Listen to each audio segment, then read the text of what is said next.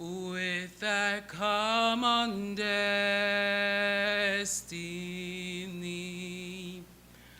As stalwarts we stand for justice and liberty with wisdom and truth. We will serve and honor thee. No swords, nor speak and conquer, for God will surely defend. His blessings shall forever to posterity extend.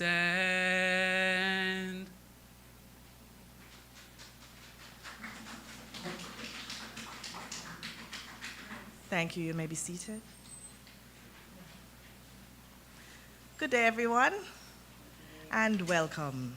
Welcome to our celebration of books here at the Clarence Fitzroy Bryant College, CFBC. We're happy to have you here with us today. And in our celebration of books, today's event is an author's forum.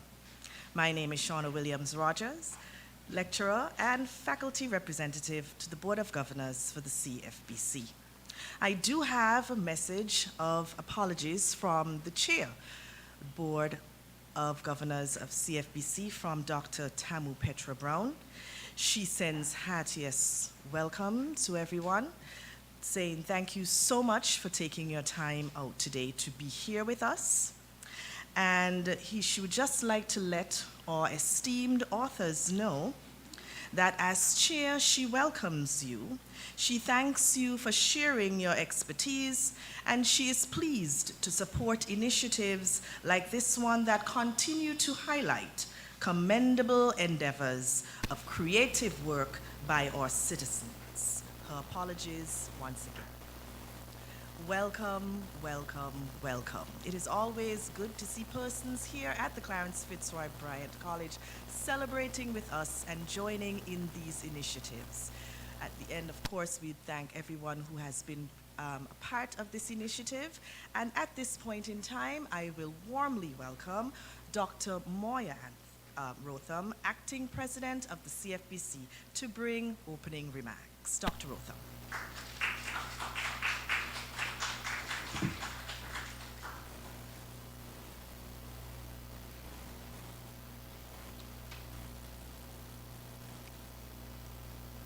Esteemed authors, friends, well-wishers, good afternoon. It doesn't seem so good. Good afternoon. We're few in number, but as we say from where I come from, we're little but we tolerate. You just, okay? If it doesn't come bursting out of you in spite of everything, don't do it. Unless it comes unasked out of your heart and your mind and your mouth and your guts, don't do it. If you have to sit for hours staring at your computer screen or hunched over your typewriter searching for words, don't do it. If you're doing it for money or fame, don't do it. If you're doing it because you want women in your bed, don't do it. If you have to sit there and rewrite it again and again, don't do it. If it's hard work just thinking about doing it, don't do it. If you're trying to write like somebody else, forget about it. If you have to wait for it to roar out of you, then wait patiently. If it never does roar out of you, do something else. If you first have to read it to your wife or your girlfriend or your boyfriend or your parents or to anybody at all, you're not ready. Don't be like so many writers. Don't be like so many thousands of people who call themselves writers, don't be dull and boring and pretentious. Don't be consumed with self-love. The libraries of the world have yawned themselves to sleep over your kind. Don't add to that. Don't do it. Unless it comes out of your soul like a rocket, unless being still would drive you to madness or suicide or murder, don't do it. Unless the sun inside you is burning your guts, don't do it. When it is truly time, and if you have been chosen, it will do it by itself, and it will keep on doing it until you die or it dies in you. There is no other way, and there never was. Now, this poem from American poet, novelist, and short story writer Charles Bukowski, So You Want to Be a Writer, describes what he thinks is needed for one to write, or presumably to tackle anything from a standpoint of excellence. This thing needed to write is simple, yet so far-reaching for many. It is passion. Now, I know that this is not the poetry circle, Mrs. Daniel, but poetry, like any other form of writing that may inspire the writing of other genres or be used to clarify as well, is used by Bukowski to wonderfully express, as one online source puts it, as it relates to the poem, the fervor and courage required from within for a writer striving for greatness. Poetry, like oral tradition, sayings or excerpts from novels or essays, can be used in epigraph-like contexts to provoke thought before reading an academic paper. And of course, it can be used as an attention grabber, as I would have just used it as it relates to the matter of writing. There is no hard and fast rule to writing, especially in this age of fluidity and seamlessness. But one thing is for sure, you better have the passion to stick with it to make it good. As we celebrate authors today, I also celebrate with the Director of Library Resources, Mrs. Sonita Daniel, who with intentional tenacity works to enable the operationalization of spaces like this, in which persons can express their thoughts, serious and unserious deliberations. I celebrate with poets, with authors today, your own CFBC grown, or I should say our own CFBC grown, in the person of Dr. Cameron Gill, and our guests, Mrs. Euphemia Bryce Roberts, Dr. Whitman Brown, Mr. Paul G.C. Hector, and Dr. Wendell C. Wallace. I acknowledge the moderator, Mrs. Shauna Williams Rogers, the presence of Dean Laverne Brooks, and all other CFBC personnel here. I salute all authors in the house. Above all things, I recognize your courage to write, because the art of writing is no easy feat, or I should say the art of good writing is no easy feat. May we appreciate the craft of the bold and respect the processes that have led to the creation of artistic pieces honed from various disciplines. Thank you.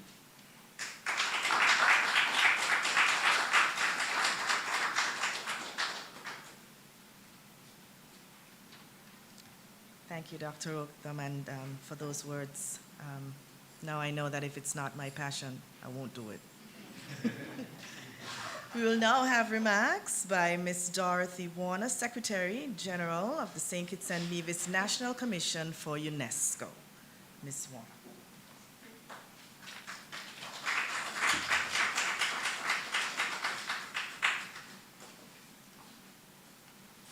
Good afternoon, all. Moderator, please allow me to adopt the protocol that has been established. And first, I will read for you the message from the Director General to the St. Kitts and Nevis, to the General National Commission for UNESCO, and then I'll add my own congratulatory message to the authors here. The theme for this year's World Book and Copyright Day is Indigenous Languages. Books are indeed some of the most remarkable objects, and World Book and Copyright Day is dedicated to celebrating them. Whatever its form, a book is an essential means of education and source of knowledge. We learn to read with and from books. Thanks to them, we are able to keep ourselves informed and entertained and understand the world. A book is an exceptional way to discover worlds and characters which would otherwise be difficult to engage and even more difficult to understand. By creating conversations between places and times, books offer us intimate access to otherness and foster mutual respect and understanding between individuals and cultures. With books, the path to the other begins and comes back to the individual. To unleash the full potential of a book, it is essential that they reflect the extraordinary linguistic variety of our world. Every written language brings with it a particular worldview, a particular perspective on things and on beings, a particular way of thinking and feeling.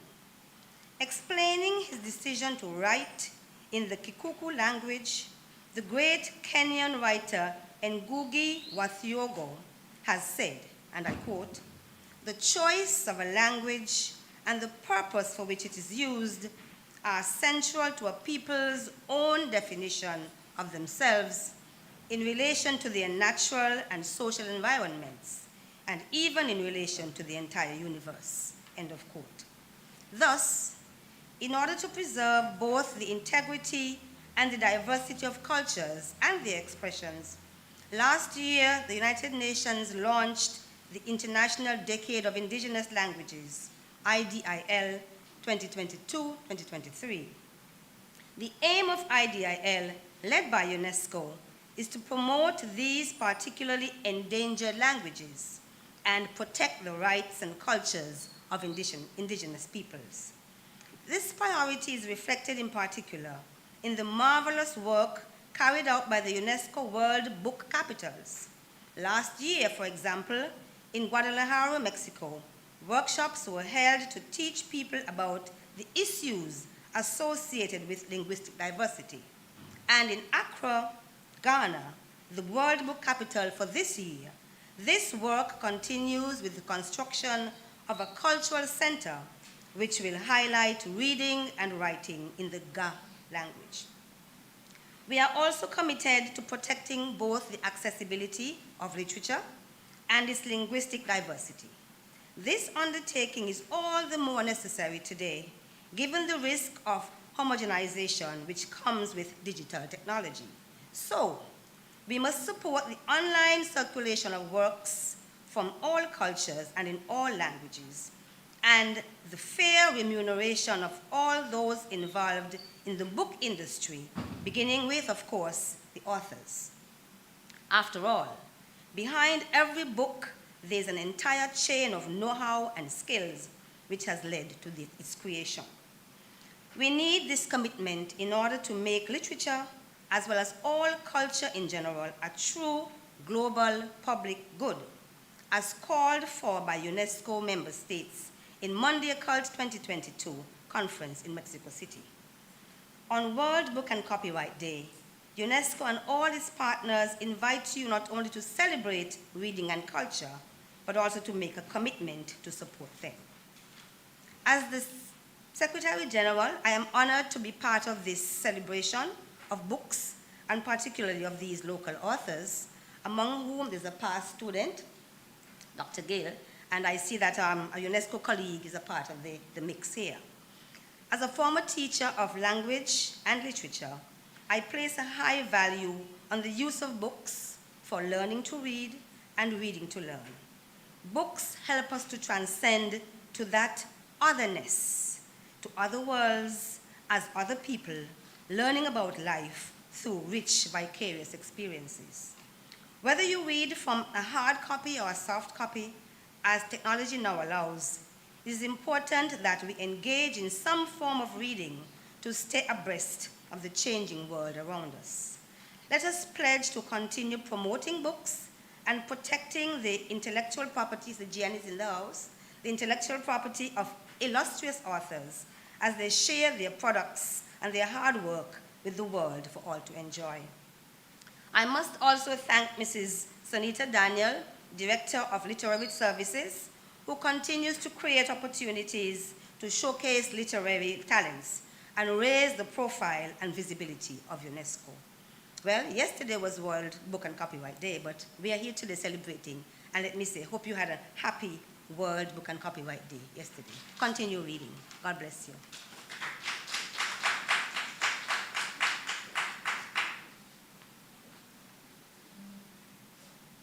Thank you so much, Ms. Warner, and I think we can all agree that books do take us to that world of otherness. That really hit hard, that hit me when she said that. We will now be favored with a song by the illustrious Mr. Larry Amany.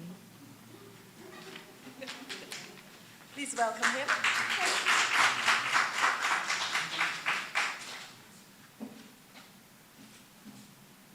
Good evening. In applauding this wonderful venture, orchestrated by Sunita Daniel, the librarian at CMPC, I wish also to thank her for the opportunity of this participation. I'm a Calypsonian. I started composing, recording, and performing Calypso in 1986, 1987.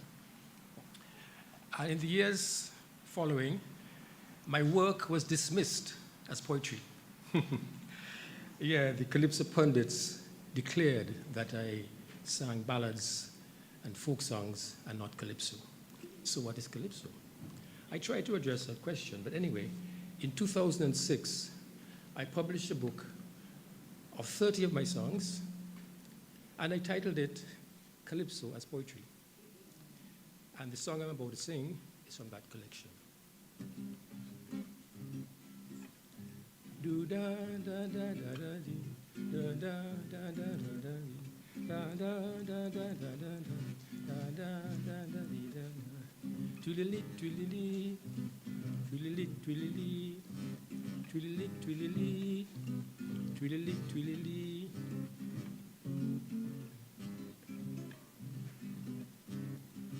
I look upon her beauty, tell me what you see. I delve into her mystery, but do it tenderly.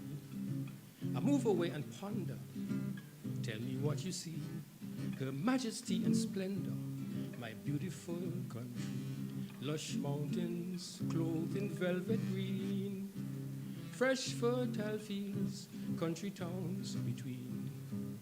Warm sparkling water caressing the beach, full ripening fruits beckoning out of reach. I look around about me, tell me what you see. A teething vervet monkey up in a mango tree. Some sheep and goats are grazing, tell me what you see. And graceful seabirds fishing the blue Caribbean Sea. Yeah.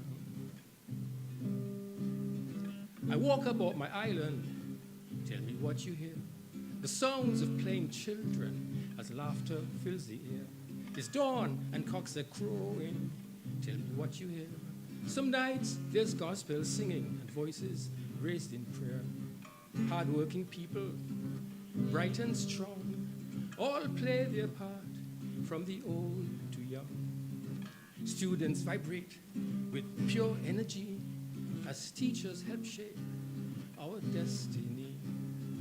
A cloud of rain is falling, tell me what you hear. The water gently lapping against the ferry pier. As I explore each island, tell me what you hear. The radio playing string band, sweet music to my ear. Twilly, twilly, twilly, twilly, twilly, twilly, twilly, twilly. But we could do with less bickering and put a stop to the gun killing, dreadful domestic violence, hateful spite and intolerance. I agree, there's still poverty. I agree. Some of we still ain't free. It's a different song. So let us sing along. Da da da da da da da da. Oh yo yo yo da da dee, da. The smell of good home cooking. Tell me what you feel. Pot fish, green fig, and dumpling make a satisfying meal. I climb to mountain crater. Tell me what you feel. I swim in the sea water. Can many an ailment heal? Though you remain or live afar, explore your country, know who you are. Culture and history, land, sun, and sea, together explain our identity. I sing about my country. Tell me what you know. We've had a fulsome history. There's still some way to go. I sing about my island. Tell me what you know of masquerade and string band and sweet, sweet calypso.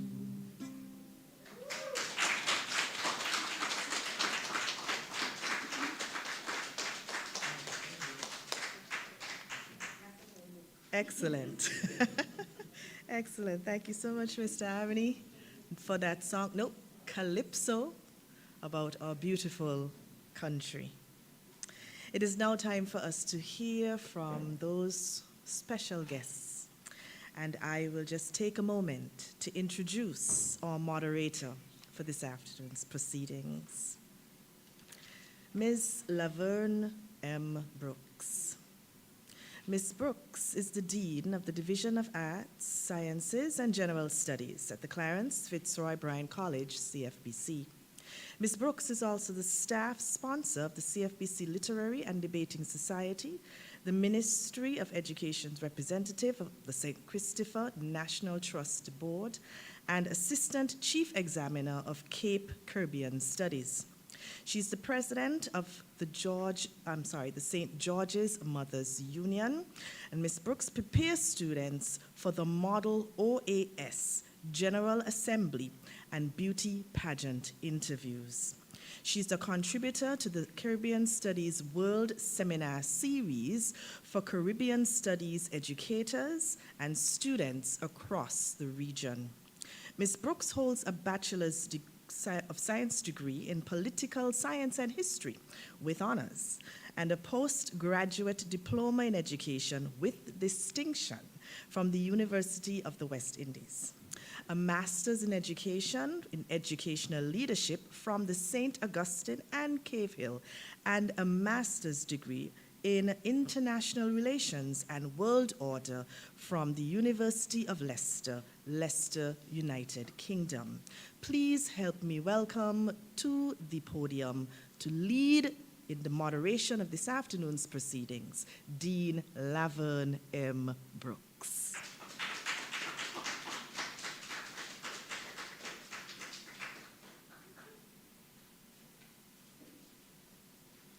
Good afternoon, everyone, and welcome.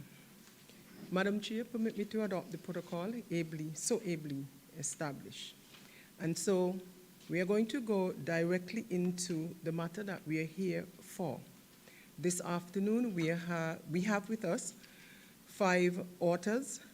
3 are here with us physically, and 2 via live Zoom. The authors will present for 7 minutes, so each author is given 7 minutes to present an overview of his or her book, and then after the presentations, we will get into the discussion. So we'll spend more time on the discussions. All right? So we will begin.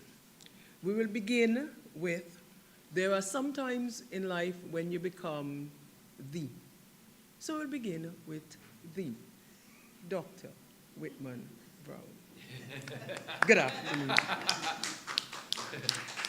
Dr. Brown is an accomplished educator with over 20 years of experience as a principal in both the public and the private sector, the private and public school systems in the Virgin Islands, with a record of success that spans schools' achievement in surpassing set department standards at 5 years accreditation.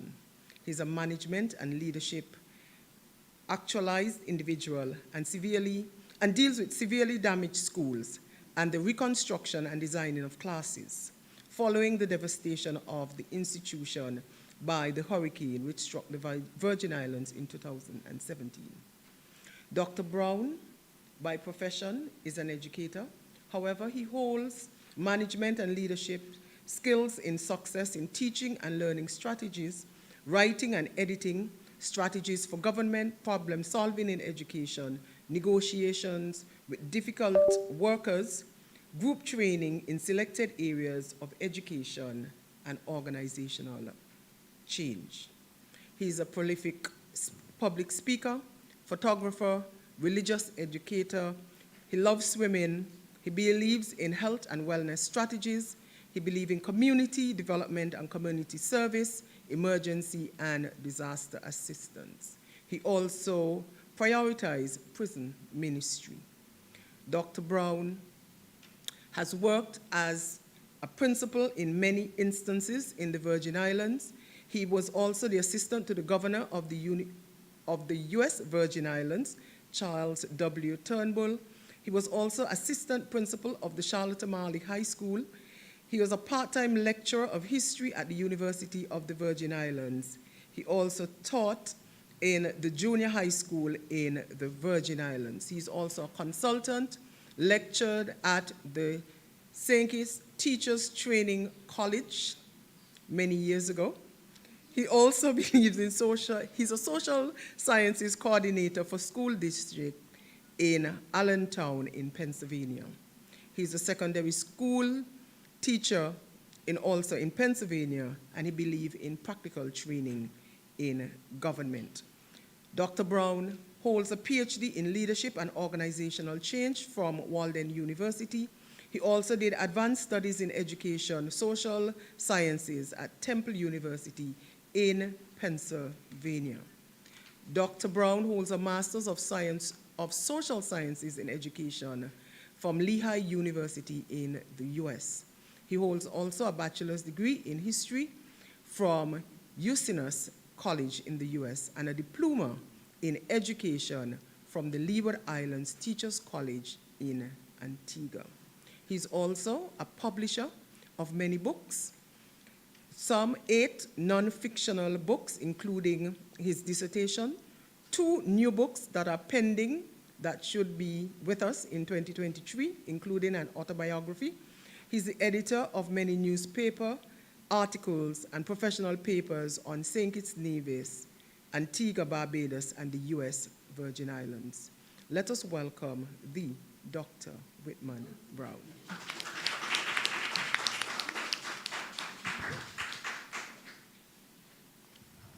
Good afternoon to everyone. I'm really delighted to be here with you all this afternoon. And I know protocol is established, but I think I want to say, congratulations for events like this. I think that there's a time when we didn't see people like you and me as authors. You remember that time?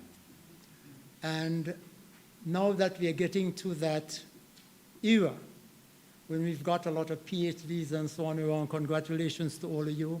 I think we should really reach out and encourage our young people. I've got 8 books which are published already. I've got 2 books which are in the making. And I've chosen one of the books that's in the making to speak about this afternoon because it's my autobiography. And as I reflected in putting this book together, a lot of things came to my mind. And I'm seeing 2 of my students here this afternoon. When I worked here at the college, I enjoyed the experience here. And I'm saying too that, I don't know if, I guess Ms. Wilkes will remember, but I did start a phys ed program here. Do you remember that? At the college. We went walking, we played cricket, etc., etc. Anyway, as I said, I'm delighted to be here, and I'm delighted to be part of your program. I will go on and talk in terms of my autobiography, because we talk about wonder books, right? Yes. But my autobiography is not the only book I've written. So the question is, how did I get into writing? The title of my autobiography is My Birth Was Not Destiny. Because as I put my book together, I went back over my life. I saw the times when I went to school barefooted, the many times I struck my toe on rocks, the times when I had to skip school to work in the cane field with my father. And actually, I really learned to read and got excited about reading because of a sister who managed to attend high school. And in her going to high school, she joined the library. And on weekends, we would all just lay on the floor around my sister. My mother would buy sweet drinks and so on, and then my sister would read to us. And I got so excited about books that I wanted to read. So the big thing, I began to read. I don't remember being into reading until I got to the 7th grade, and the teacher I had in the 7th grade was into Shakespeare and literature, and so that helped me. But in terms of my love for reading, it came from my sister.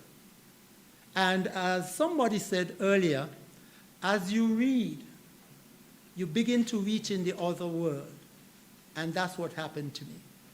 And reading is part of that reaching my changed destiny, because I began to see another world. And so in time I fell in love with the library. I got into poetry. My first writing was poetry. I wrote poetry before I wrote regular essays. And I really thought that I wanted to write songs. Eventually, though, I started writing. And then I met a professor when I was at Ursinus College. Not Ursinus. I was working in Allentown, Pennsylvania. And I met this guy who was an English professor. And he said to me, "Why don't you write? Why don't you write?" Because we talked a lot. And I didn't think I could write. I didn't think so.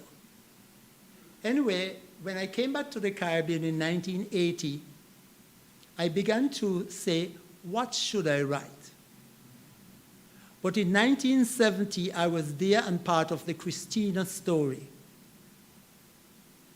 And it haunted me all those years. And so I took another 5 years doing the research, and then I wrote the Christina story. And it was as I was writing the Christina story that I decided which should be my next book, From Commoner to King. You remember that one? Yeah. Because what happened, as a New Vision, you grew up hating Mr. Bratcher. I did. Now, I see that man with a lot of respect. As a matter of fact, one of the 2 books I'm publishing now is on leadership. And I'm using Mr. Bratcher as an older leadership as compared to the present one, because our present leadership in the Caribbean, I'm not just saying St. Kitts Nevis, it's an awful experience. And we Caribbean people need to become more aware of what leadership is. So my friend Dr. Ed Schuster, who was an English professor, told me I should write, and I got into writing, and I began with those 2 books. You know why I wrote the book about Bratcher? When I was doing the research on the Christina, somebody said to me that Bratcher stole all the money. Did you hear that one? Yeah. And in my research, I didn't think so. I thought that what I found out about Bratcher and what I found out about the Christina, that Bratcher wasn't involved in anything illegal. And I said, let me do the research on him. And that story about Mr. Bratcher stealing the money, it's a big lie. As a matter of fact, as I said, I wrote the book about it, From Commoner to King, and I'm writing the second book about the man because I'm convinced he was a great Caribbean. He was not just a great leader in St. Kitts Nevis. He was very much respected as a Caribbean leader. And when the book comes out, you'll see what I talk about that. So why did I write the Christina? I think that it's very important, folk, that we as Caribbean people document our own history. What we call British history or history written by the British here in the Caribbean is their history in the Caribbean. I don't know how many of you have gone into anthropology, but I recommend to any young person who's going into education, who's going into history, to study anthropology. Because anthropology is about culture, it's about life, it's about the differences between people. And what we find is that the people who come in and visit your island and have not experienced your culture here, they do not write about you, they write about their experiences. And that's why I've been asked over and over. One time I had a friend in the Department of Education in the Virgin Islands, and she was convinced that I should write some fiction books. But I say, I don't write fiction books. I am committed to writing Caribbean history, non-fiction. Things that are real, I do the research, and I write it. And I suggest to those of you who are Caribbean people, write your history. Do the research, find the truth, and write the truth, because much of it that has been written about us before has not been truth. So you need to write your truth, okay?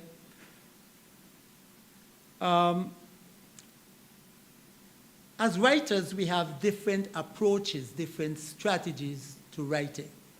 Somebody referred to that a while ago. What I do in terms of writing, what is interesting, because I didn't spend it in high school, folk. I started teaching at age 14. And I had to train myself beyond that to get my GC and all those things, okay? So I learned to stay up at nights and study. So actually, I can write any time in the night. I can read, I can write any time in the night. But I do like when it's like 3, 4 in the morning, when there's just the cold, the breeze blowing, etc. But as a writer, you establish your time and you make the best of it. You use it. Editing is critical in writing. Don't just write something and send it out there, because it doesn't matter how good we are. If we are thinking something and we think we wrote it, we think we write it, but it's not there. It's a good thing to go back and edit and to get somebody who's good at editing. Luckily, my wife is good at editing, but we just fight. But, okay? But she's pretty good, okay? But it's critical that you check your work and that you reread your work. Make sure that it says what you want it to say, and your grammar and those things, they're important. And remember this one. My friend used to say this to me, I don't know how many of you have heard it. Everyone has a book within them. Have you ever heard that one? All of us. We have a book within. And if you sit long enough and begin to make notes and jot things down, you'll find that there's something you can write about. So if you have not published a book yet, think about that. Don't ever count yourself out, folk. We are beyond that time. One time in St. Kitts Nevis, we felt we couldn't do this. That's not true anymore. We've got young people who are emerging and older people who are there. You just need to sit down and come up with something and write it. As I said, I write nonfiction because I think it's very important that Caribbean people write our history. You know, I was first a psychology student, and then something happened. I said, okay, put me onto history. And I'm delighted that I chose history because we learn about ourselves. One of the great myths, and if you look at what's happening in Florida right now, one of the great myths in America is the idea that black people don't have history. That was said to people. It was black people who gave history, who educated the Europeans. The 9th, the 10th, the 13, 1400s also, they educated the Europeans. What really happened was once the Europeans enslaved the black people, they began to think they look different from us and we have to keep them there. Further, folk, I've come to a conclusion recently that I will not write in terms of races. Why? There's one race. It's the human race. Notice, when Columbus and those people came here, they had children with Caribs. If you live here and you go to live in Alaska and you meet a nice Alaska man or woman there, you can copulate and you can have children. A lot of people don't know this, but when you study anthropology, you learn this. You have the elephant in India and in Africa. You have birds that come down here from, during the winter months, the birds come down. And even if they mate, they don't reproduce. It's like the mule. You know the mule doesn't reproduce? I'm saying if you had more than one human race, more than one human races, like black, white, etc., we wouldn't be able to copulate. Because, as you learn in anthropology, there are barriers between the different groups. But there is one human race, and what is fascinating, folk, that you learn from the study of history, it began with the black race. The mother of us all, a term you will run into in anthropology, the mother of us all is a black woman. And something I'm hearing recently is that everyone's DNA can be found in black people.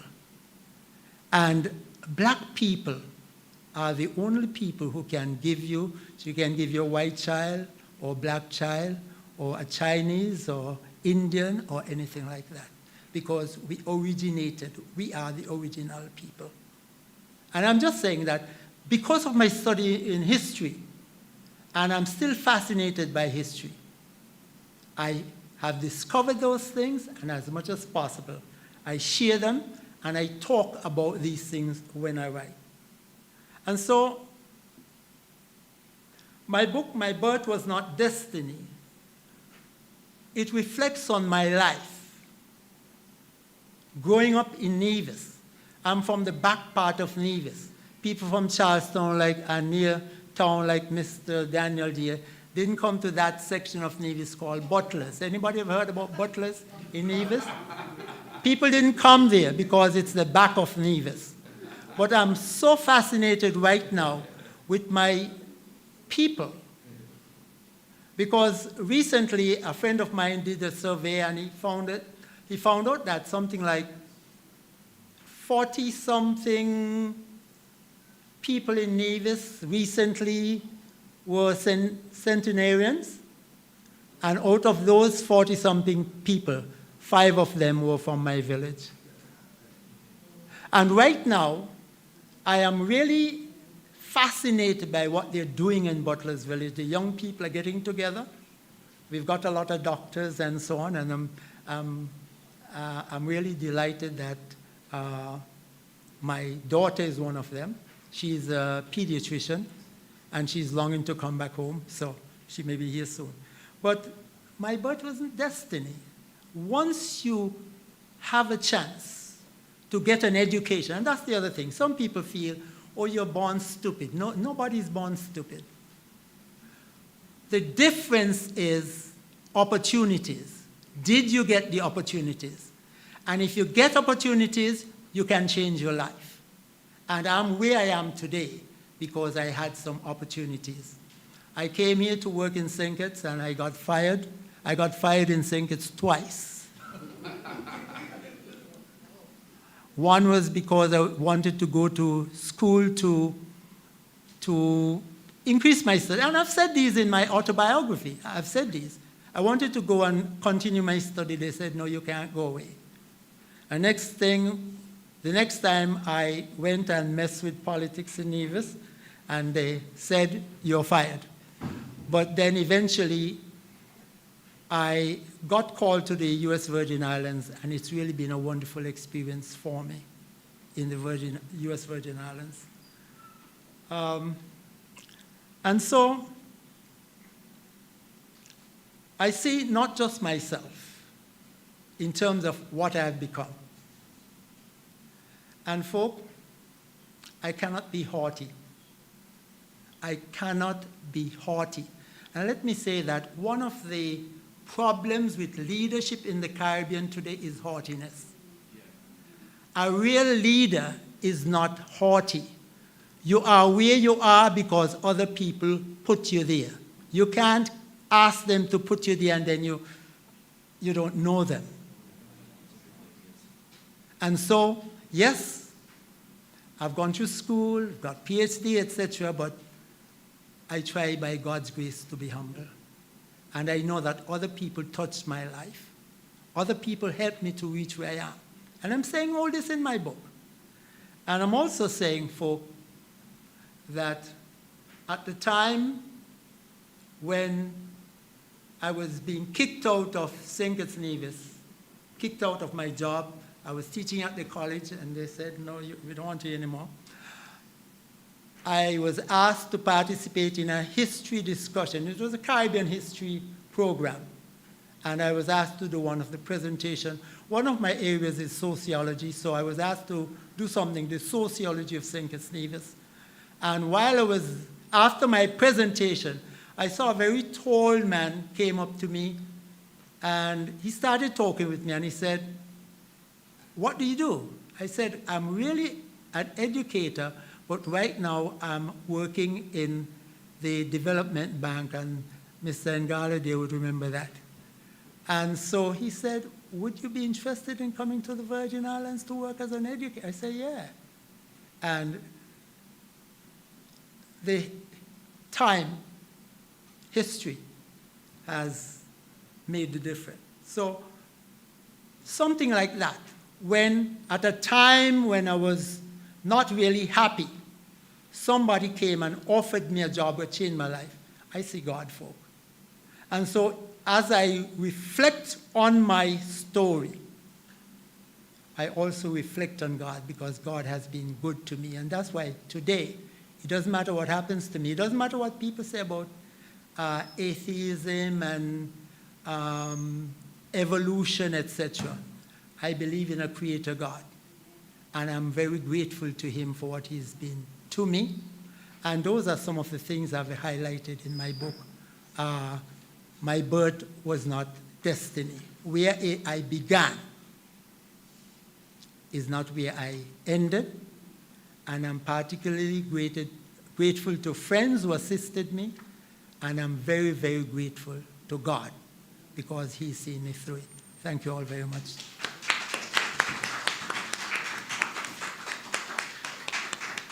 Thank you, Dr. Brown. Our next author is Dr. Cameron Gill. Dr. Gill holds a PhD in archaeology from the University of Leiden in the Netherlands and a master's degree in heritage studies from the University of the West Indies, Barbados, Keyville. He's a native Kittitian whose studies on historical archaeology of Sandy Point, of the Sandy Point town, have emphasized this initial insular English colonial trading port. He has also served as executive director of Brimstone Hill National Fortress Park. Dr. Gill is currently a senior lecturer at the Clarence Fitzroy Bryant College in St. Kitts. He also serves as an interdisciplinary heritage committee on the Interdisciplinary Heritage Committee for the Ministry of Education in St. Kitts. Furthermore, he's the principal consultant of C. Gill Consulting Limited, an archaeological, heritage, and historical non-governmental research organization. Welcome, Dr. Gill.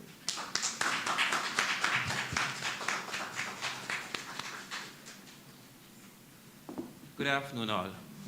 When you hear somebody emphasize the town part of Sandy Point, right? You know she's a Sandy Pointer, okay? So when you emphasize that, yeah, she's a 11 books is a Sandy Pointer. Okay. Thanks. Good afternoon. I'm happy to be here. Moderator, allow me to adopt the protocol that has been established.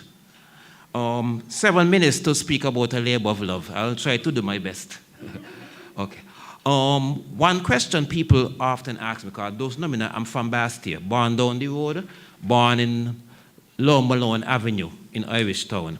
Literally born there. Was not delivered in the hospital, was delivered by a midwife in the apartment my parents were renting.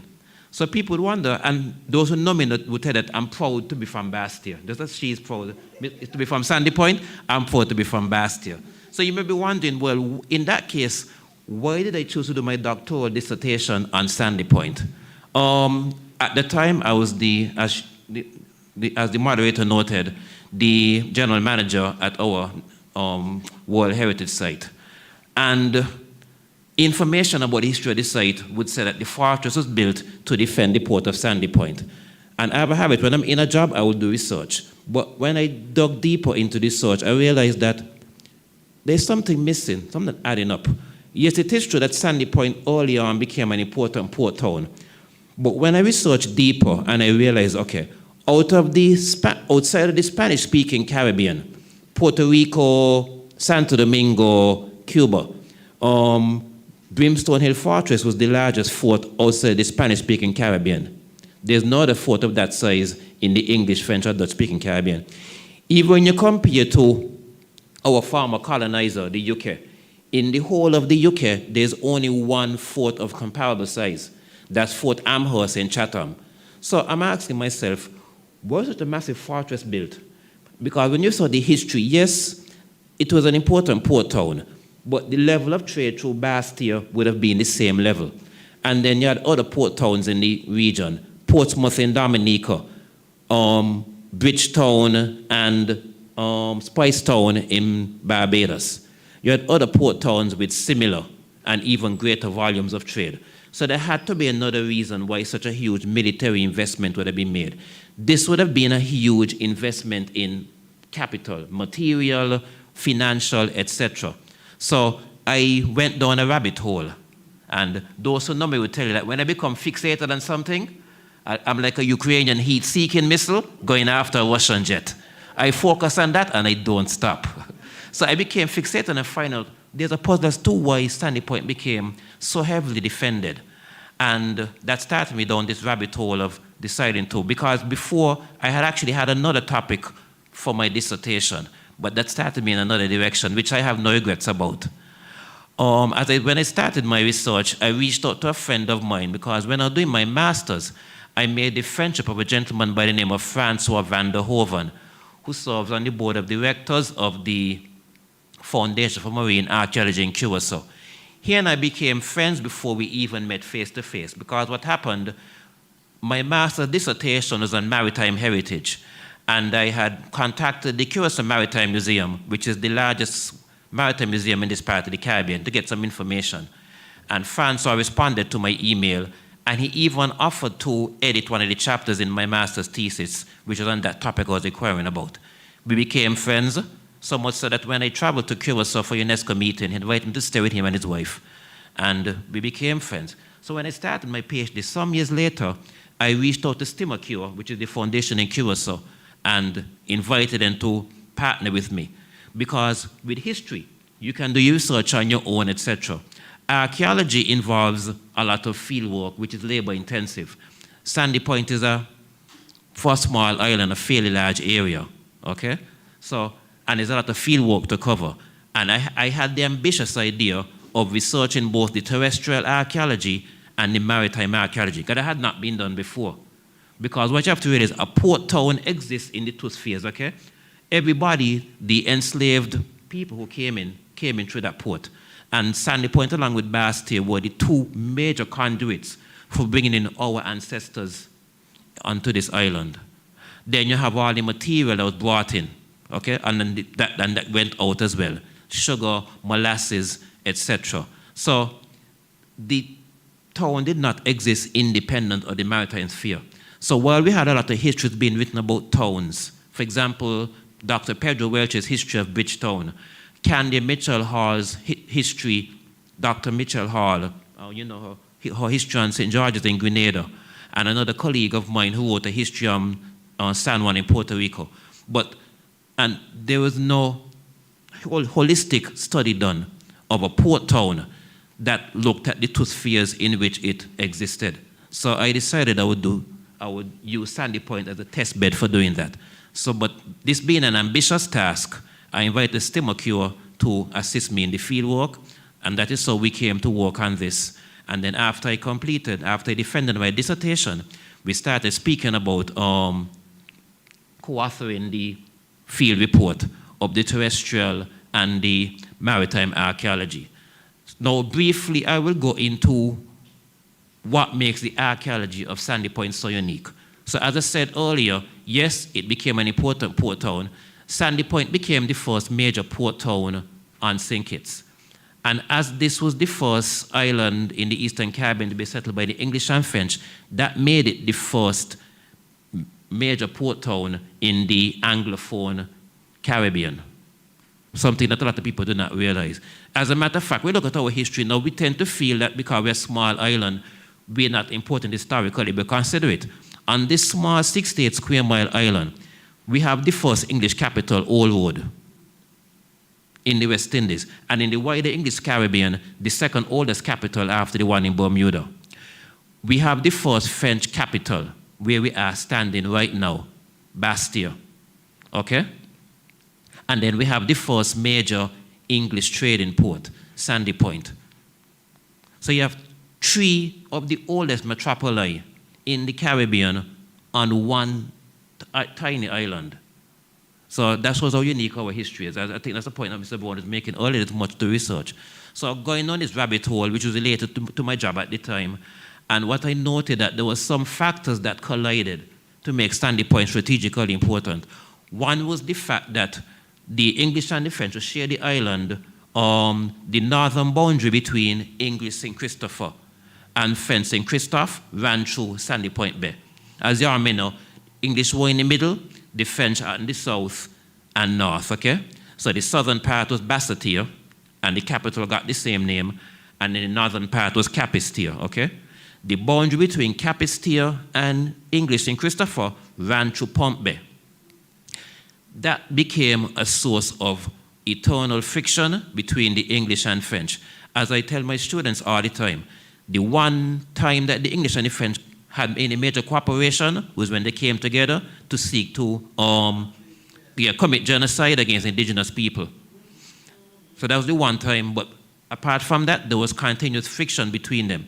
Therefore, this important port town being located on this volatile boundary, that gave it huge importance. So for example, you had the English building Charles Fort on the southern end of the anchorage, and then the French building a fort in Fig Tree on the northern end. So this became basically the 17th century version of Cold War era Berlin or North and South Korea. No, seriously, okay? Bear in mind that today we have the US as a superpower being challenged by China, and Russia also trying to reassert itself, okay? At this period in the Caribbean that we're speaking about, Spain was the superpower. being challenged by the English, the French, and the Dutch, okay? St. Kitts was the first colony the English and the French established in the Caribbean.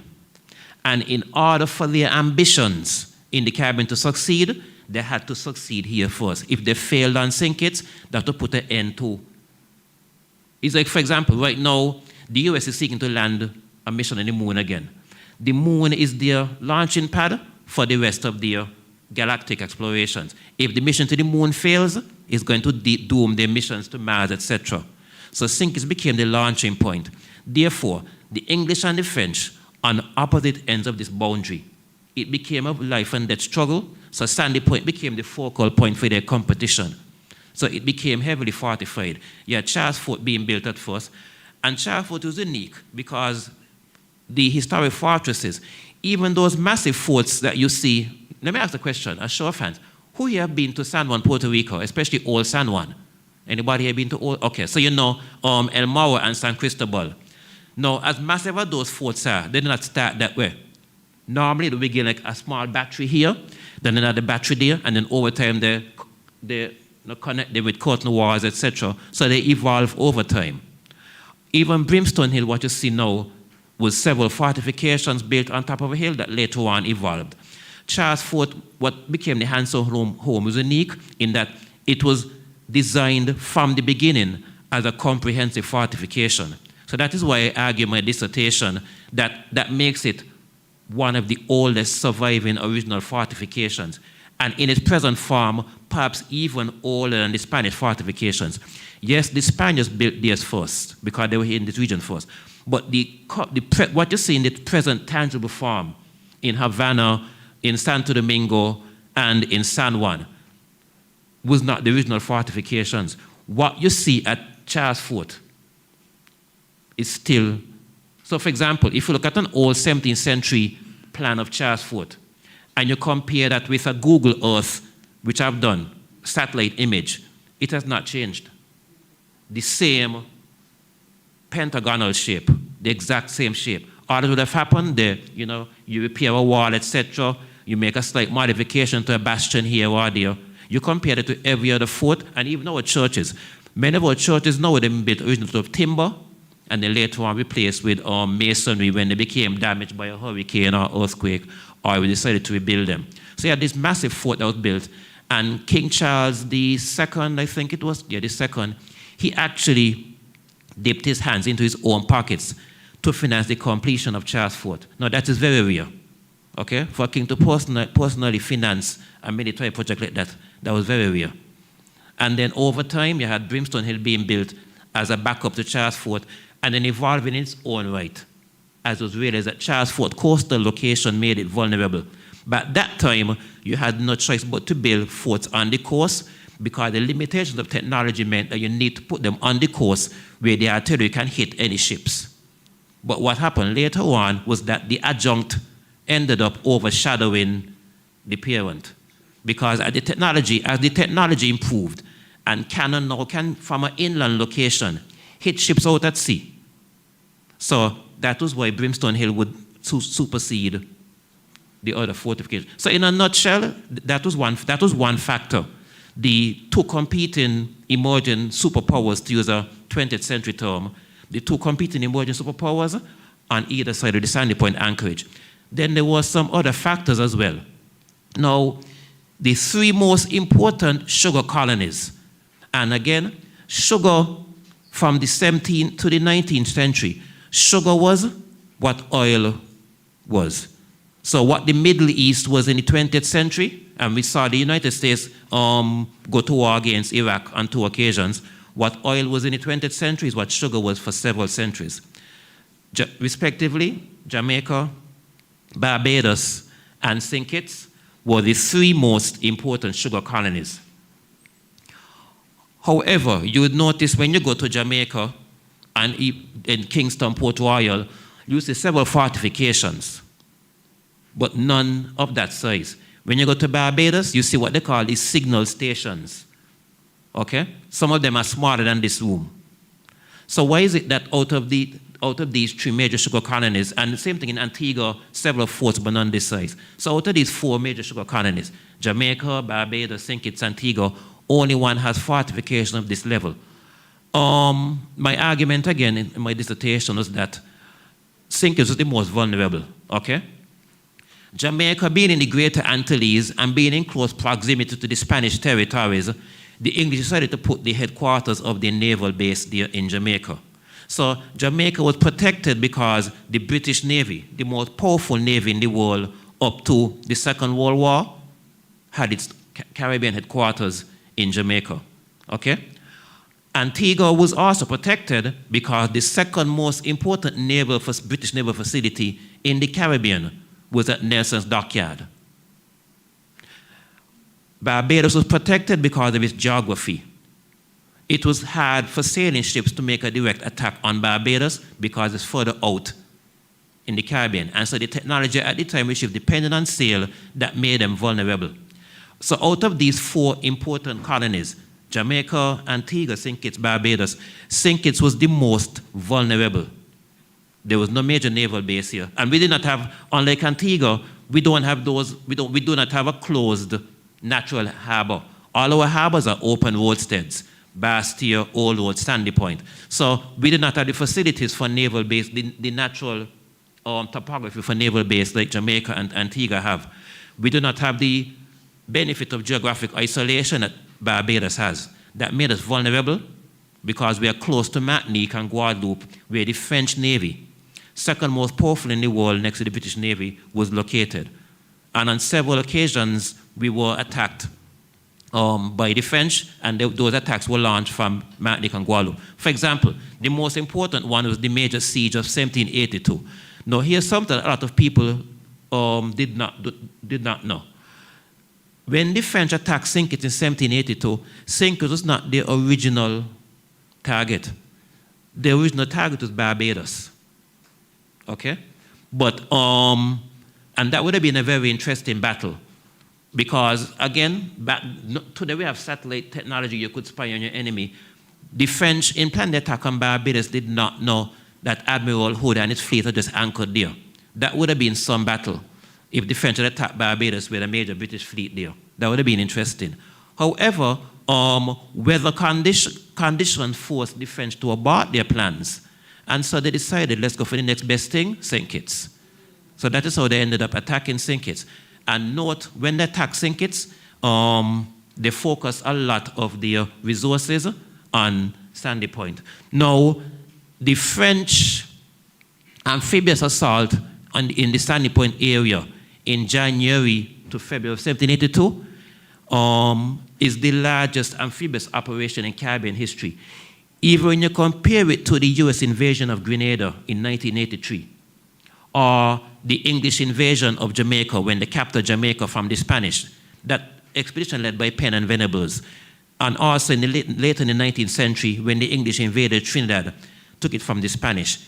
If you compare the amount of troops, I don't have the numbers in my head right now, but if you compare the amount of soldiers and ships involved in the 1782 siege on St. Kitts, it surpasses the English invasions of Jamaica and Trinidad. It surpasses even the 20th century 1983 US invasion of Grenada. Okay? So St. Kitts became extremely important strategically, an important sugar colony, more vulnerable than the others, and even before that, as the launching point for 2 major powers that had imperial ambitions in the region.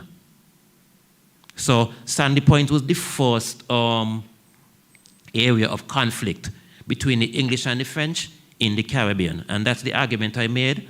And so we looked at terrestrial and maritime archaeology, in terms of the maritime sphere, the number of large anchors, I'm 6 foot tall, and I'm talking about several anchors that are taller than me.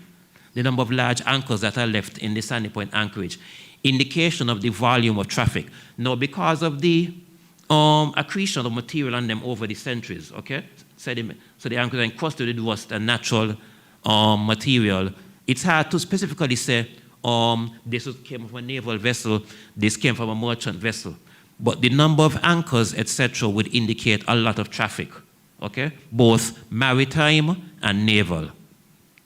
And then on land, in the archaeology, apart from the fortresses, there are other factors that involve, that there are other evidence of the wealth of Sandy Point. When you drive through Sandy Point right now, like that street where this police station once was, Miller Street, the name of it is? I think that's the name of it. Street where the police station once was, and you see some of the old buildings, some of them which are now abandoned, etc., that show the farmer wealth, okay? Downing Street, etc. Now, the current town center of Sandy Point is that main street where National Bank is. The original town center was Downing Street. And on maps, historical maps, you see it depicted that way, okay? With the large merchant houses, etc. And there was actually a fort to the bottom of Downing Street that is now submerged. Another argument I make about the strategic importance. Some old maps show a fort of Downing Street with a dotted line around it. And it's the only fort you see depicted in that way. Not only in St. Kitts, but I've not seen any other forts so depicted on another Caribbean island. Now, the dotted line seems to suggest that either the fort sank naturally or the fort was built on a submerged foundation. So they built up, put the rocks material in the water and built the fort there. Now, this is a rather expensive approach to building a fortification. So the only reason would have been there was a military important need to protect the anchorage, okay? Again, the limitations of artillery, you need to have several forts along a large bay. When you go down to the bottom of Downing Street, you realize that a fort there, your vision is going to be restricted. So they needed to put the fort further out to have a clear arc of fire. So the argument I make is that that fort was put on built-up land. And there's only one other area I've come across of evidence of that. There's evidence of some of the forts at Nelson's Dockyard that were built to defend the dockyard were apparently built with two other areas of similar areas. At Nelson's Dockyard and at Port Royal in Jamaica, there was a similar instance where after that famous earthquake at Port Royal, what happened is that an area that large ships were not able to approach before could now approach because the draft got deeper. That gave the British a challenge because now large Spanish and French ships could now enter there and attack Port Royal. So what they did in that area, they built a foundation on the marsh in that area, and they built a fort in that area. So those are the only two areas that have come across in the Caribbean where a fort is built literally in the water or on less than stable ground. So when you look at the fortifications in Sandy Point, in this one town, there's an evolution. You can study the whole history of fortifications in just this one area. And that is what we pursued in our research. Now, I should point out, this book is not the dissertation. That's a much bigger publication. Now, my original goal was to publish the dissertation first and then these others after. But we started working on this first, and then also I started working on a project. One of the chapters of my dissertation started me down another direction. So I'm working on another publication based on one of the chapters in my dissertation. So I'm right now working on two other publications. I have my own personal deadline, but I'm not going to say publicly what deadline I have. All I will say is that blessed with continued life and strength, within the next year or two, I have a couple of one or two other publications in the pipeline. But so basically, that's in a nutshell, and you can hardly do justice in 7 or so minutes. I'm probably over the time by now, right? Okay. So I'm as guilty as but I'm in good company. I'm as guilty as Dr. Brown. But I will wrap up now. So, but I want to emphasize the point, right? That because a lot of us have been educated in school that a lot of the examples of our history come from the larger territories. I'm not slighting them, but we need to understand that we made history, okay? We were the kingmakers. It is the wealth through our port towns, Sandy Point, Bastille, etc., that made England and France superpowers. They were able to develop that wealth to build up their cities. Liverpool and Bristol became major metropoli through the wealth that came through these ports, okay? It was the wealth that wealth allowed Britain to develop the largest navy in the world that was only eclipsed by the US Navy in the Second World War. So we created these. That is why there's an argument for reparations. And I will argue that my humble publication provides further evidence of the argument for reparations, the wealth that we created, and they are still enjoying the legacy of that wealth. So I will end with just one comment. In line with Dr. Brown, I would like to encourage anyone up there, and we don't have many students here, unfortunately, although they were encouraged to come. But our potential authors, okay, our fourth, especially the younger ones, right, whether it's fiction, non-fiction, poetry, prose, song, drama, whatever it is, write, okay? Write. Don't keep a light on the bushel, bring it out there and write. It is it's not easy, but it is extremely rewarding. I will end there. Thank you very much.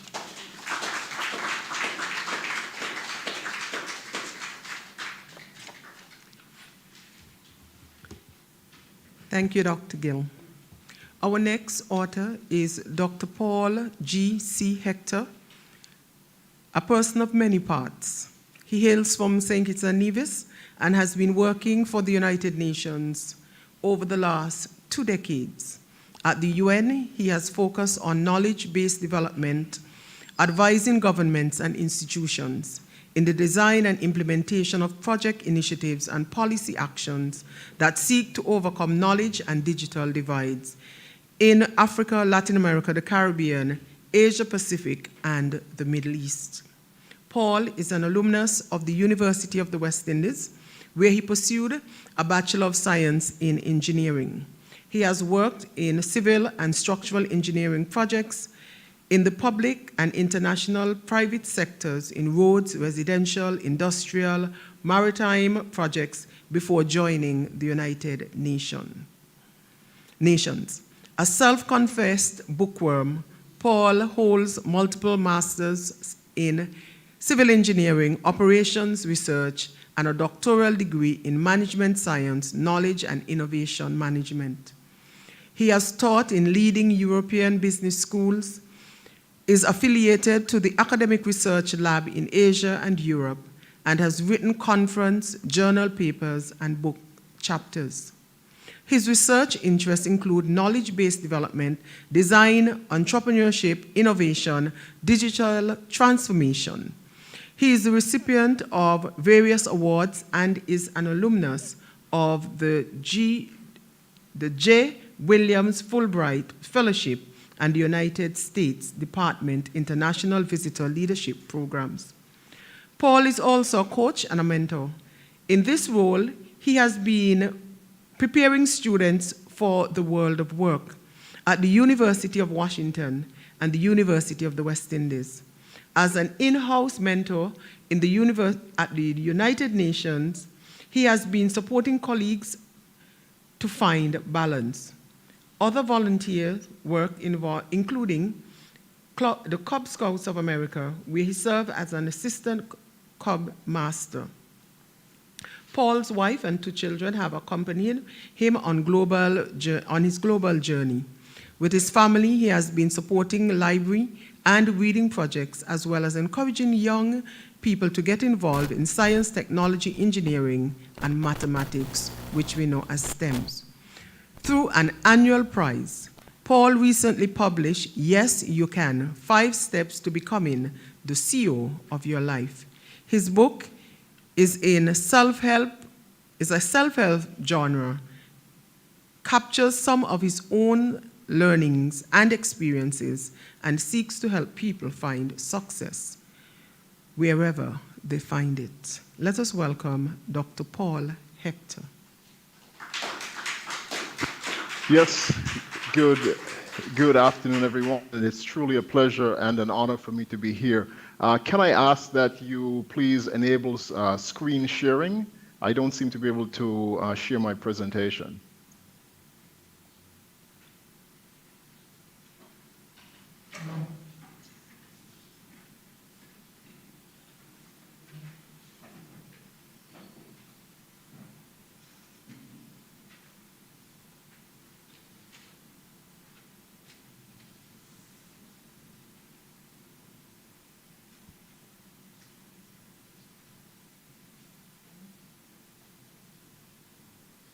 Hello? Are you able to hear me? To share my screen. If you can please allow me to do that, that would be fantastic. Thank you.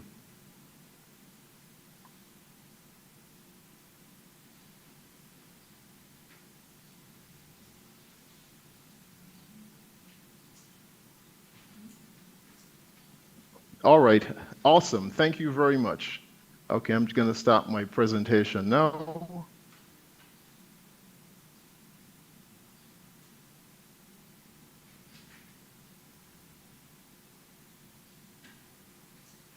So yes, so as I said, it's an honor and a pleasure to be here. I, of course, adopt the protocols that have been established before. So in the interest of time, I'd just like to acknowledge Ms. Sonita Barrett-Daniel, Director of Library Services, who has made my participation possible. I'd also like to congratulate my fellow authors, and of course, the various supporters who are joining me virtually to hear my presentation.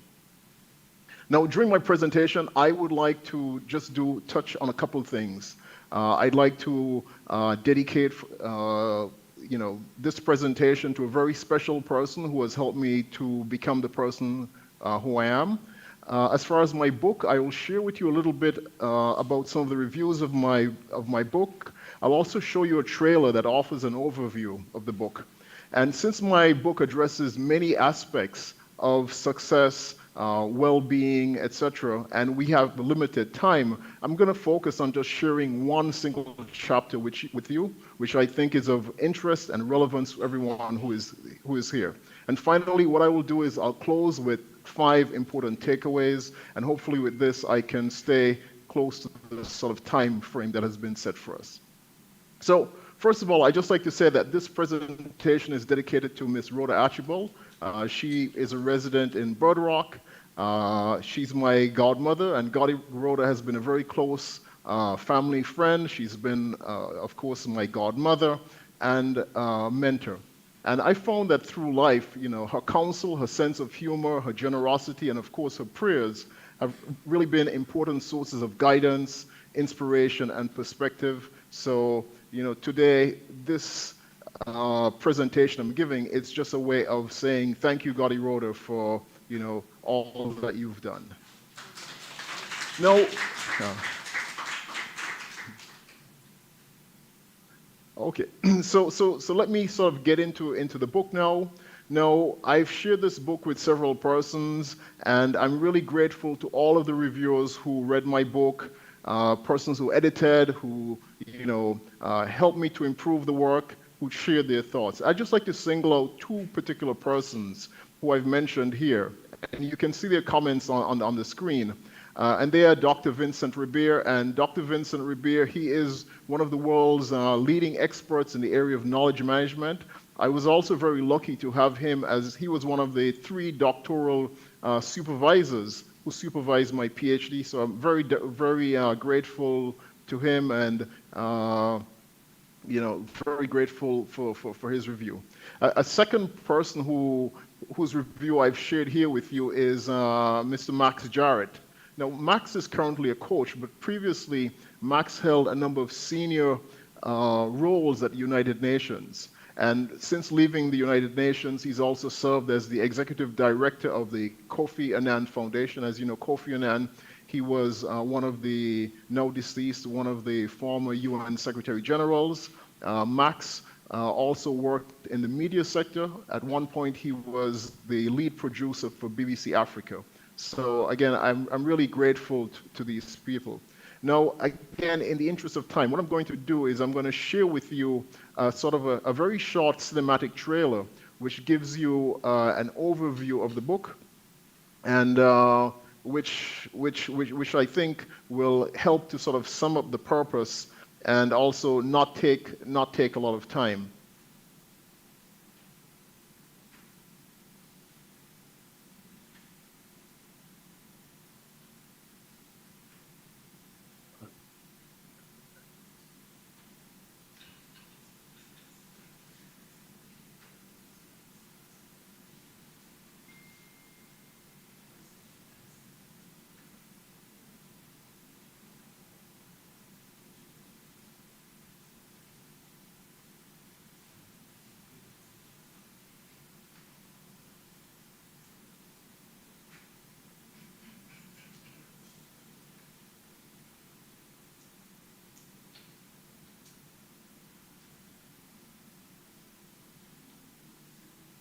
Okay, I hope you were able to see the trailer.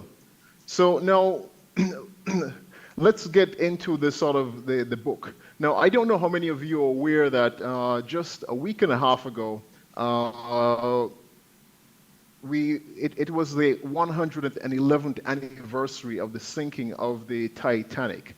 And I think, many of you, we are all familiar with the story. This boat, it was a one-of-a-kind boat. It was designed to be impregnable and also unsinkable. Yet, on its very first voyage, the boat sank. Now, this reveals something very important.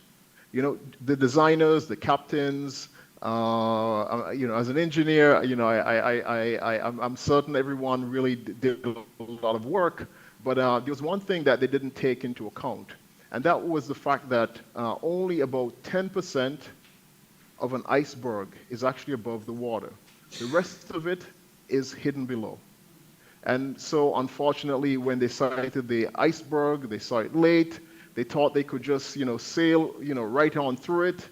And, unfortunately, this was a tragic error that led to the death of over 1,500 persons and millions of dollars in losses. And it also devastated the shipping industry in many areas around. Now, I'm going to tell you something that probably is going to surprise you. And that is that icebergs actually have a lot in common with success.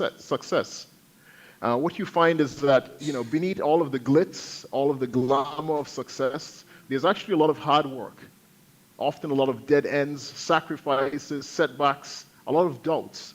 And overcoming these types of challenges to really achieve what it is that you want to accomplish really requires a lot of courage, it requires persistence, it requires a lot of consistency.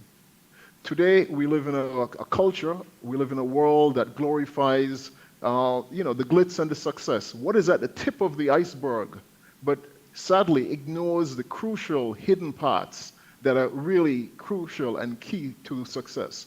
And what you find happening, because we have that culture of, glitz, glitter, everything happening fast, people are not prepared for these hidden aspects of success.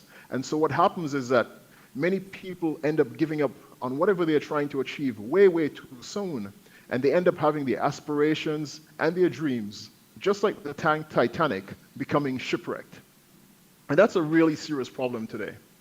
I think it's also very important that we try to make sure that we get rid of a lot of the misconceptions that people have about success.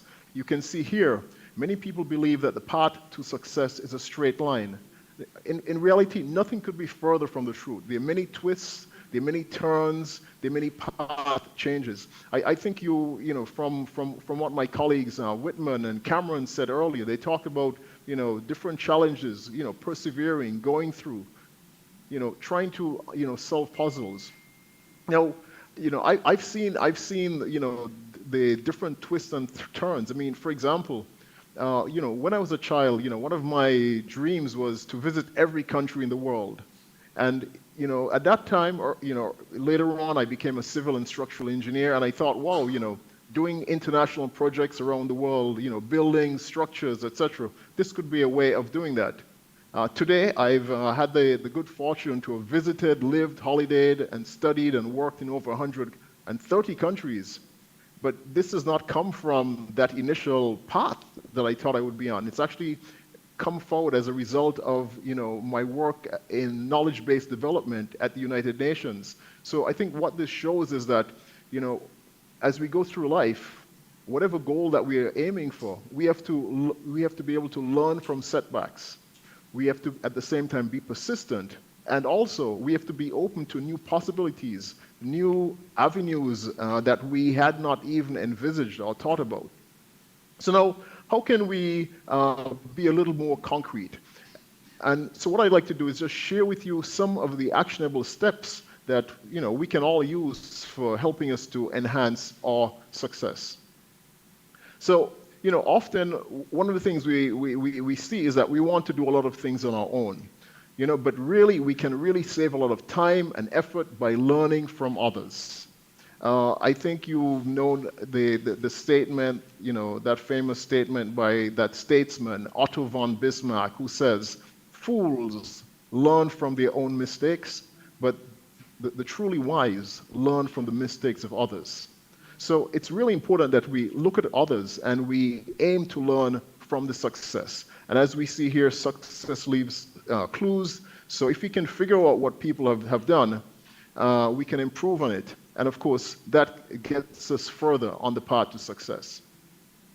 Now,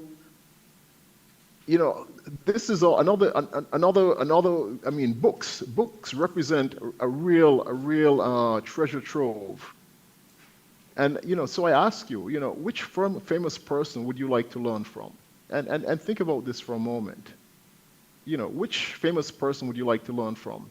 I mean, there are lots of famous people all around the world. Let's maybe think about some from the Caribbean. I think Mia Motley. She's a very captivating and charismatic speaker. Very bold ideas. Really fantastic way of looking at the world. She combines economics, her legal knowledge, her knowledge of politics and geopolitical affairs, and she's able to, translate it to the public in a very, understandable way. Wouldn't it be great to be able to learn from someone like her? What about Dr. Eric Williams or Nelson Mandela?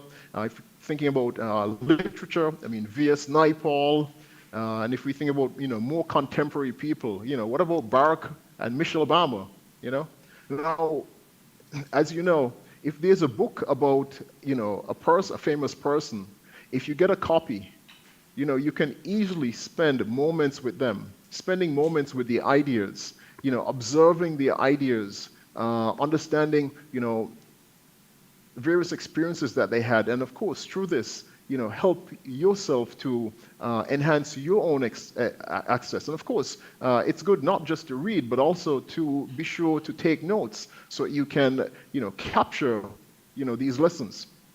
Today, of course, we have social media, we have YouTube, we have podcasts, and many famous persons, maybe many thought leaders, they are also making their voices heard on these platforms. So again, we have lots of other opportunities to, again, enhance our chances for success by looking at what others have done. Now, according to Jim Rohn, I think very often growing up you hear this saying, birds of a feather flock together. According to Jim Rohn, he says, we are the average of the 5 people we spend the most time around. So if you want to make improvements in a specific area of your life, what you need to do is simply spend more time with people who are doing what it is that you want to achieve, undertake, accomplish, and who are doing it better than you are, and then learn from them. And we can see, Jim Rohn, this point about, the people you spend around, this becomes your reference group. And if we look at the academic research, we see the work of psychologist Leon Festinger. He did work in something called social comparison theory.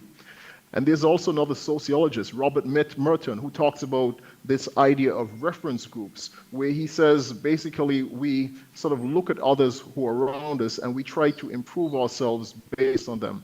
So for example, if your interest is in athletics, by hanging around with people who are in that field, you learn the skills, the techniques, you're also motivated to perform better. And they can help you overcome, whatever errors. So in the same way, whatever aspect of life it is that you're looking for success, financial, social, within your careers, create or join a mastermind group. And a mastermind group is simply just a group of peers who agree to meet together to set some type of goal, to work towards it consistently, and to hold each other accountable and focused in working towards achieving that goal. And I think many of us know, if we make a commitment, especially to a friend, often we want to make sure that we keep our word. So this is something which is very successful.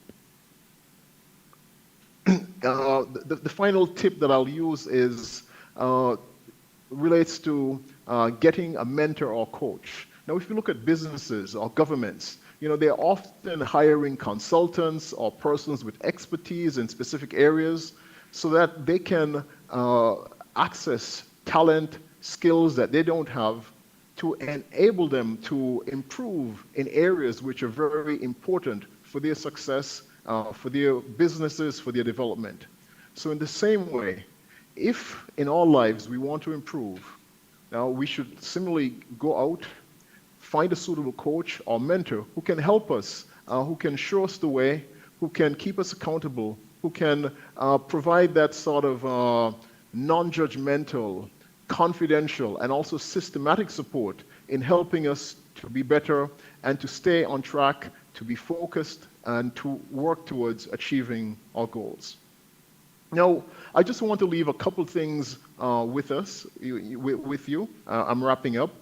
So in closing, I'd like to leave with you just 5 very important ideas. The first one is that no one succeeds alone. I think we often hear the myth of the lone inventor, the super person who's able to, make everything happen. It doesn't exist. We all build on the knowledge, the expertise of others. I think, the 2 speakers before me in various ways, alluded to that as well.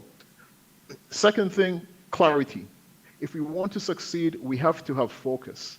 We need to have clarity about what we're doing. Until we have clarity about where we want to go, success will prove to be highly elusive. And of course, any success is built upon good habits. And I think Aristotle, he said it quite well. He said, "We are what we repeatedly do." So an excellence, it's not just an act, it's a habit. Again, little changes over time can really have very huge impacts. And this speaks to the importance of consistency. And finally, just like I showed in that slide, the path to success is often a very contorted one.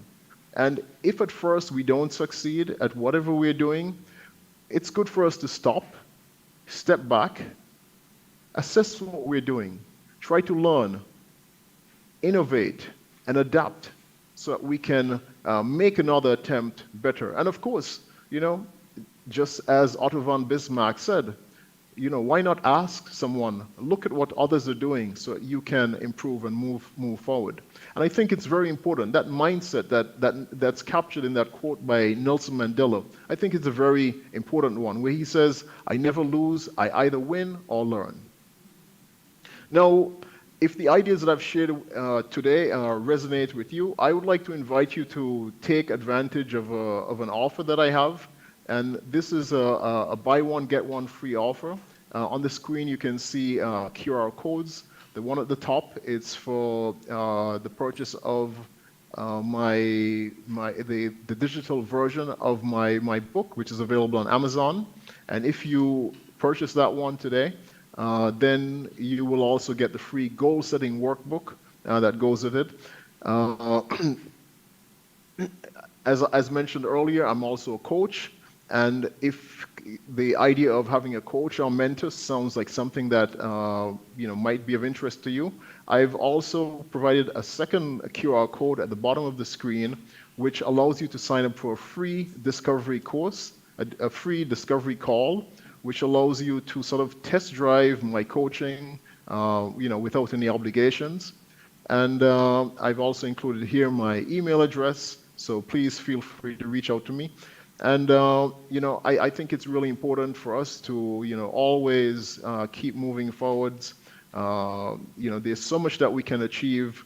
My travels around the world, I'm always astounded at, how well, we as Caribbean people have been able to do. When we think about the very small population size, I think the MC mentioned earlier that expression, we might be small, but we taloa. And yes, so just imagine if on top of our natural abilities, we just add a couple steps which really can allow us to shine and move forward. So thank you all for your attention, and I look forward and welcome any questions that you might have. Thank you.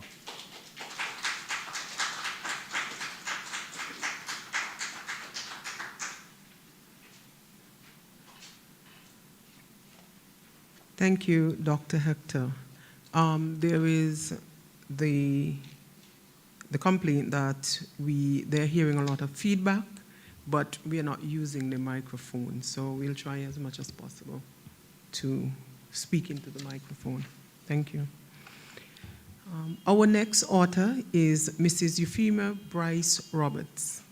Mrs. Euphemia Bryce Roberts, BSc, MBA, FCCA, ACIB, founder and Chief Executive Officer of Bryce Roberts Consulting Services, has served at the senior management levels at the private and public sectors, including central banking for over 32 years, serving in the roles of performance consultant, life and executive coach for more than 20 years.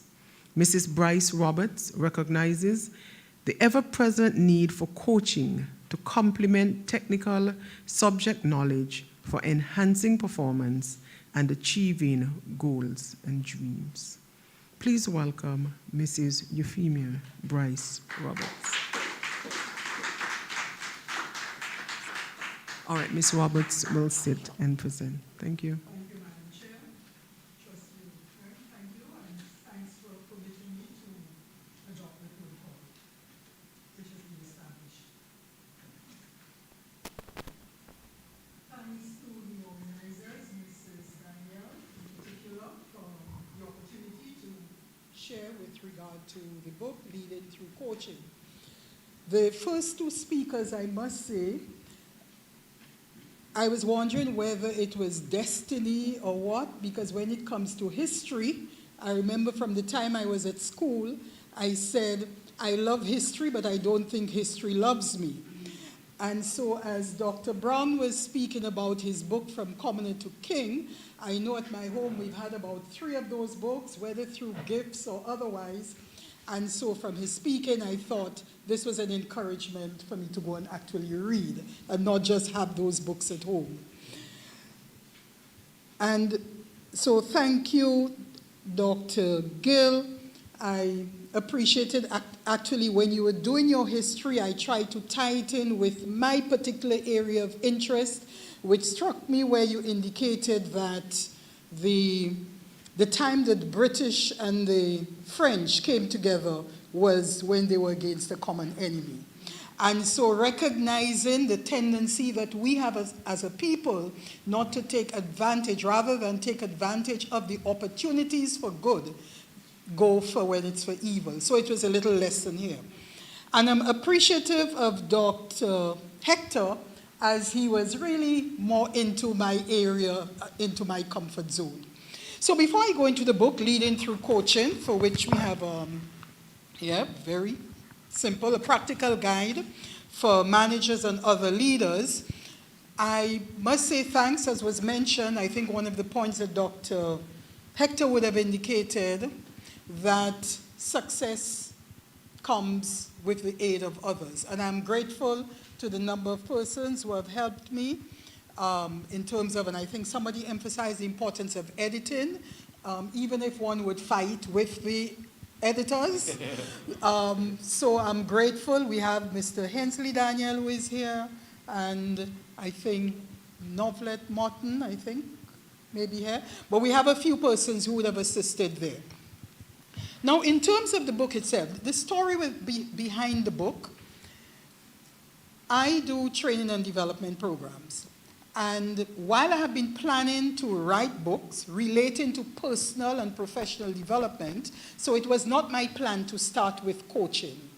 It was when I was going to do that program, I thought, rather than just do a workbook, the time that I take to develop a workbook, I might as well invest in writing a book. So that is how this has ended up being my first book. The other point behind the book is that I've observed that in organizations, there is need for greater attention to be paid to coaching. We've heard earlier speakers speak to the need for leadership, the need for mentoring, the need for coaching. And particularly on the job, I think it's important that for our organizations to get greater value for their money if the leaders would invest more time into the coaching of their staff. So in the book itself, Leading Through Coaching focuses on leadership to a lesser extent because there's to be a companion book which focuses largely on leadership, which I'm in the process of putting together, which is Leadership Development on Purpose. This book, Leading Through Coaching, focuses more on coaching, although it speaks briefly on leadership. It speaks to coaching tools in terms of, and it's really about helping persons to be the best that they can be through effective communication. So that's the definition I see of coaching. Helping persons be the best that they can be through effective communication. And leadership, I love the definition of Peter Drucker, management guru, where he says, leadership is the lifting of a man's vision to higher heights, the raising of a man's performance to a higher standard. And when I think of the comments that were made earlier, clearly there is need for persons who have reached those higher heights to reach out more to others. So that point is emphasized in the book. In terms of recognizing the benefits of coaching, what was emphasized, the importance of helping to nurture a more engaged, goal-oriented employee-focused organization. It's not unusual to hear our human resources are our most important resources. But when I look around, I ask myself very often, to what extent do persons who make those statements really understand that? Because to my mind, to the extent that we really feel that is important, we would definitely pay more attention to coaching and mentoring. And so this is a plug here for persons, seniors in organizations, to examine yourself and see to what extent you may make such recommendations if you're not in that decision role. And if you are in that decision-making role, to give some further thought to looking at the benefits of coaching, having more of it, where it comes to having more engaged employees, and also helping to improve on the competence. Now, the model that is recommended here is what I have dubbed the IRSA model, I-R-S-A. I love acronyms. I, identify goals. R, review progress. S, state options. And A, agree on the action plans and your next coaching date. What having a coaching schedule does, it helps our employees know when I'm going to speak with my manager. Now, I will just give a little story on me, just an aside, which is not in the book, but just an aside here. The importance of getting feedback. I recall many years ago, in my youth, that when I worked at an organization that at that time I was not as conscious or aware of the importance of coaching, and didn't make myself as available as I otherwise could have been. And that was a time where the staff were upset with me, and it was in a meeting that it came out why they were so upset with me, how I would just call them. I would not allow them to really do their work as they could have. Now, reflecting on that situation, I realized to the extent we had a coaching and mentoring situation in place, that could have been avoided. Because I would have had regular one-on-ones with the staff, and they would have had an opportunity to share accordingly. So here I was looking for high performance from the staff, but I was interrupting them. And only a few years ago, I was doing a program, and there was somebody who said, tell me, how can I deal with that situation? My manager is forever interrupting me. What do I do?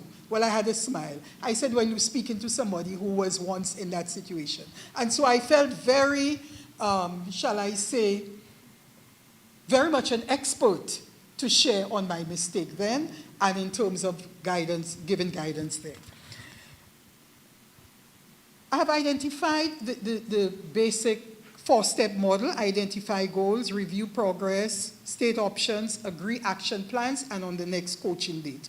Very importantly is having a supportive environment. It is not just, coaching is not just for them down there. Coaching is for the whole organization. And so there is need for management buy-in. And so this is really encouraged in the book. Also, it's also important to have employees take responsibility for their growth and development, and reference is made to that also in the book. And very importantly, I'm very goal-oriented. And so at the end of each chapter, there are some reflection questions which allow persons to look, to what extent am I applying those principles? And those questions allow us as individuals to see to what extent I am applying those principles, and also as a team, to what extent is my team applying those principles. So here you are in a nutshell, is Leading Through Coaching, a practical guide for managers and other leaders. Thank you very much.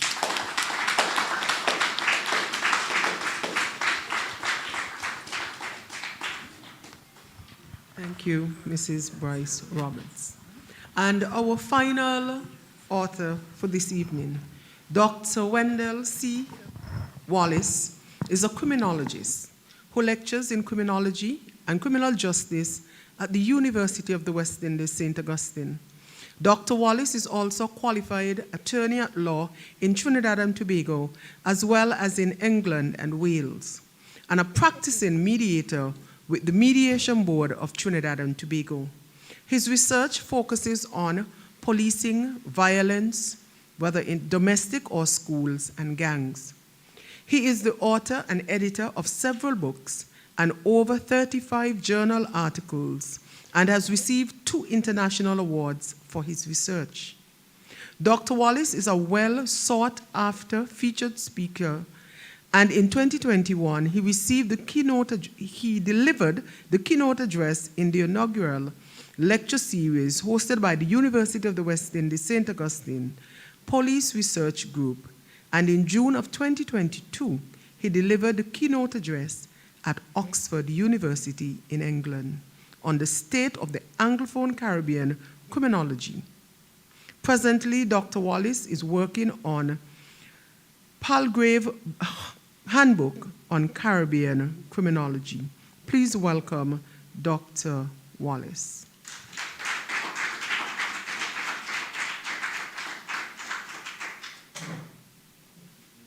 Good afternoon, Madam Chair.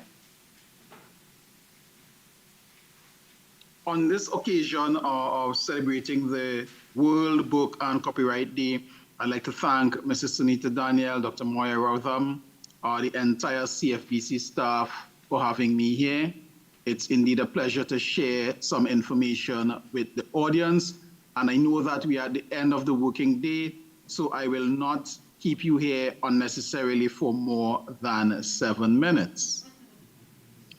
One of the luxuries of being the last speaker is that you get to listen to those who went before. And I'd just like to touch on 1 or 2 things that had been mentioned previously before I get into my book. So You Want to Be a Writer, I think, by Pokowski, has set the tone for this afternoon's presentations. Mrs. Lee from UNESCO, I think it's Mrs. Lee, I stand corrected here. She spoke about the importance of books as sources of knowledge. And that resonated very well with me. In fact, my learning was a bit different from my 4 other siblings. In fact, I learned to read on using my father's Wisden cricket magazines, as well as his books on umpiring. And that sort of perked my interest in writing. So by the age of 5, I was reading at the level of a 9-year-old. And according to my mom, when I got to the age of 8, I told her that I wanted to write my own book. I focused on my, of course, common entrance, university education, primary secondary school education, and then I went into tertiary education and never really looked back. Like Dr. Brown, I think Dr. Brown mentioned about writing our own history. And part of my writing at this point in time has to do with using history to write about the prevalence of domestic violence in the Caribbean.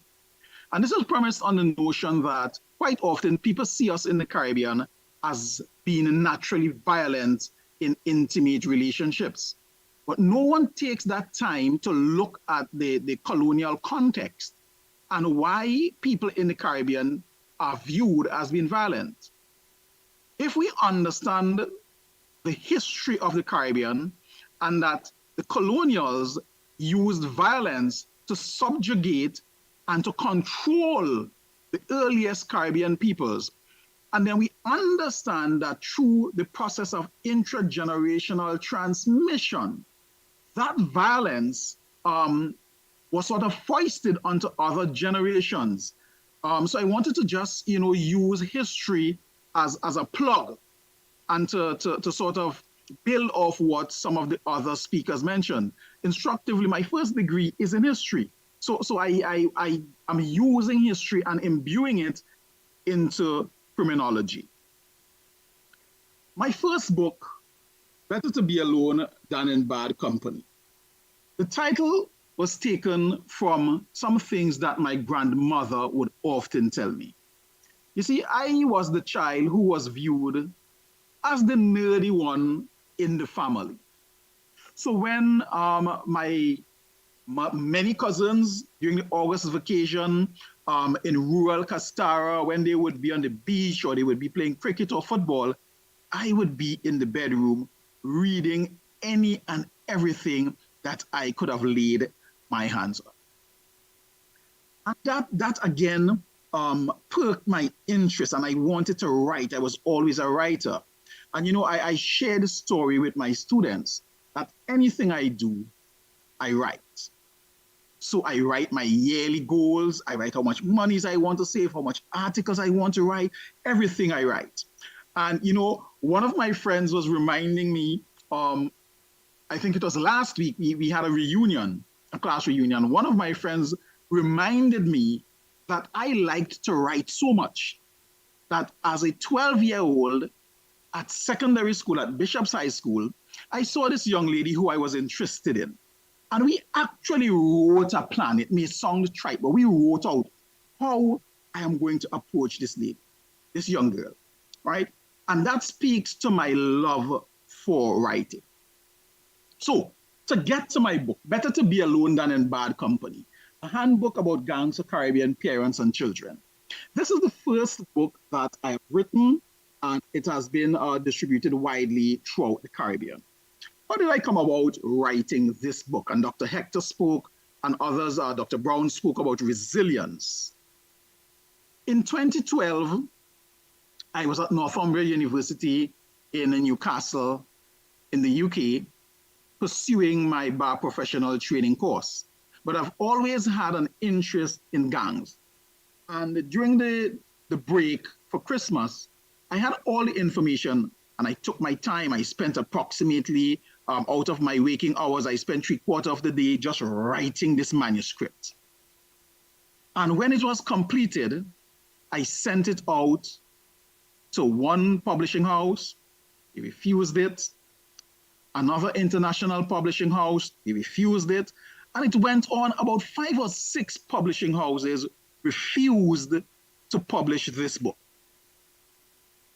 And these publishing houses were all based in the US and in the UK. And this speaks to another problem, a larger problem that we have in the Caribbean, where our materials, they are seen as not being worthy, or we must publish them through another lens.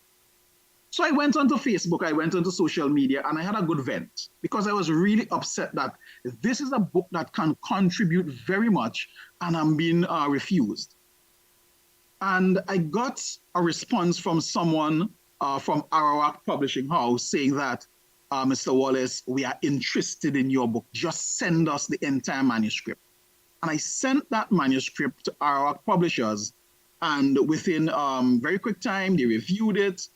We made some changes, and the book was published. In the cover of my book, there's my mantra, which says, "Poverty is no excuse for crime and self-deprivation, but a surmountable hurdle in the journey to the top." And indeed, this is a mantra that I place in all of my written materials, as I really want to build a Caribbean criminology. That's my main aim, to build a Caribbean criminology. As mentioned by the chair, who I must thank again, chair mentioned that at this point in time, I have written 7 books, either single-authored or co-authored. I'm in the process of authoring 3 other books, one on Caribbean migration, one on rural policing, and the other known as the Palgrave Handbook of Caribbean Criminology. Better to be alone than in bad company is geared at parents, it's geared at legislators, it's geared at children, and it's written in a nice, easy style. It's not too heavy for children, it's not too heavy for parents, but it's sufficiently academic enough for legislators and policymakers to use. In fact, just on last Monday, I did a presentation to the CARICOM's Crime Symposium that was held at the Hyatt Regency in Trinidad, and this book was distributed again to several of the Caribbean leaders. The book, some of the topics in the book looks at, for example, reclaiming our children, an ex-gang member's success story, because we can mentor persons out of gangs. It's a very hard task, but it can be done. Then another chapter is dedicated to children who are gang members. There's another chapter for parents, etc. Now, quite importantly, what was mentioned before by some of my colleagues, some of my fellow presenters, I couch it in this language, and it's one of the things that I live by. Anything that is worth writing is worth writing well. I love writing. I encourage my students to write. I encourage them to test their skills within the Caribbean and outside of the Caribbean. Writing is not an easy task. So for those persons in the audience who think that, it's just a book can be written in 15 minutes, no, it takes a lot of thought, it takes a lot of dedication, perseverance, and resilience. Because the book may be just the first part. The other part is to get that book published. And sometimes if you do not have that faith, if you're not resilient, there are many books or many manuscripts that are packed up on pen drives and on our personal desk, because sometimes we lose the faith and we do not have that resilience, so we do not persevere to the end. So with that said, I want to thank you, the listening audience. I want to thank CFBC for giving me this opportunity to share about my book. And with that, I want to wish you all a pleasant afternoon. Thank you.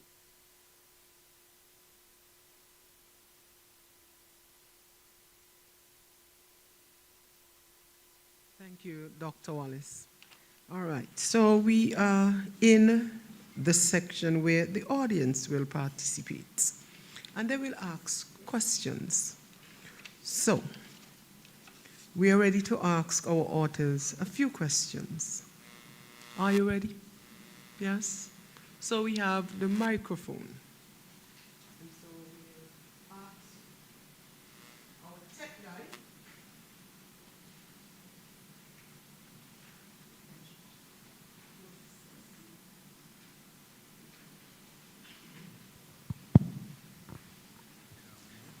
So our technician, will assist us with passing the microphone to persons who may have a question or a comment.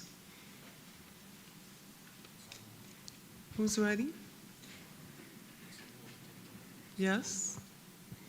No? All right. So, all right. We have one young lady who would like to assist us.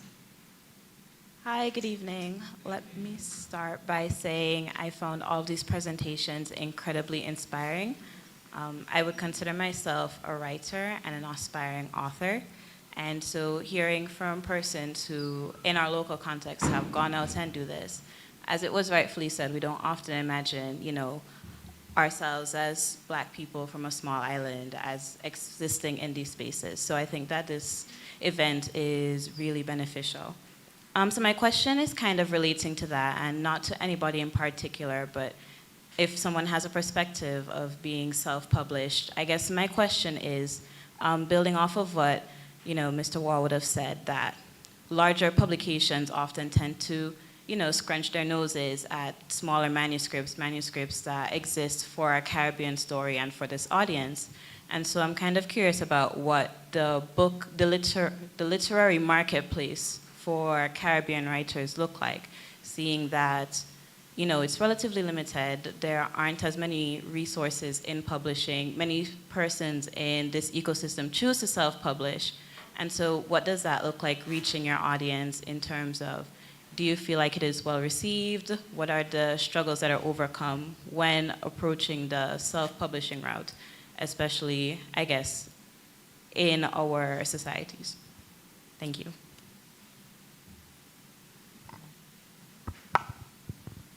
Okay, Dr. Wallace would like to answer the question. That's a very interesting question that was asked by the young lady there. And to respond to it, to her question, it depends on the route that you want to take.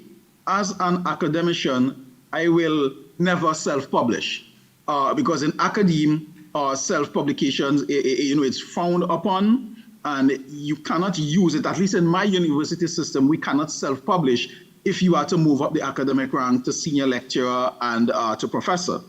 But however, if you are not so inclined, or you do not have, in some instances, the financial resources or maybe the temerity to go through that long process, then you can self-publish.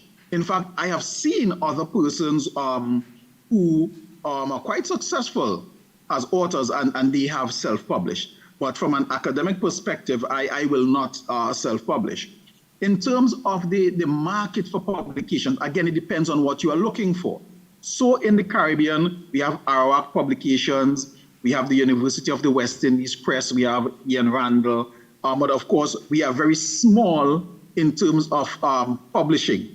There are certainly other publishing houses that you may find, but these are the ones that I'm aware of and that I tend to use. The challenge is that many of the publishing houses in the UK, even with journal articles, I've written journal articles, and some of the responses are, for example, this is a well-written article that is timely and topical. However, can you restructure it in such a manner that it would be useful for the wider or the international market? So they want us to write through their lens. So those are some of the challenges that you can face.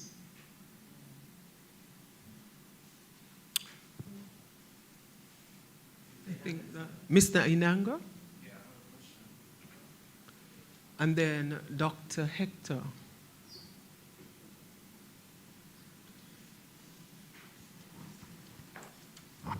Thank you. This question is for Dr. Gill.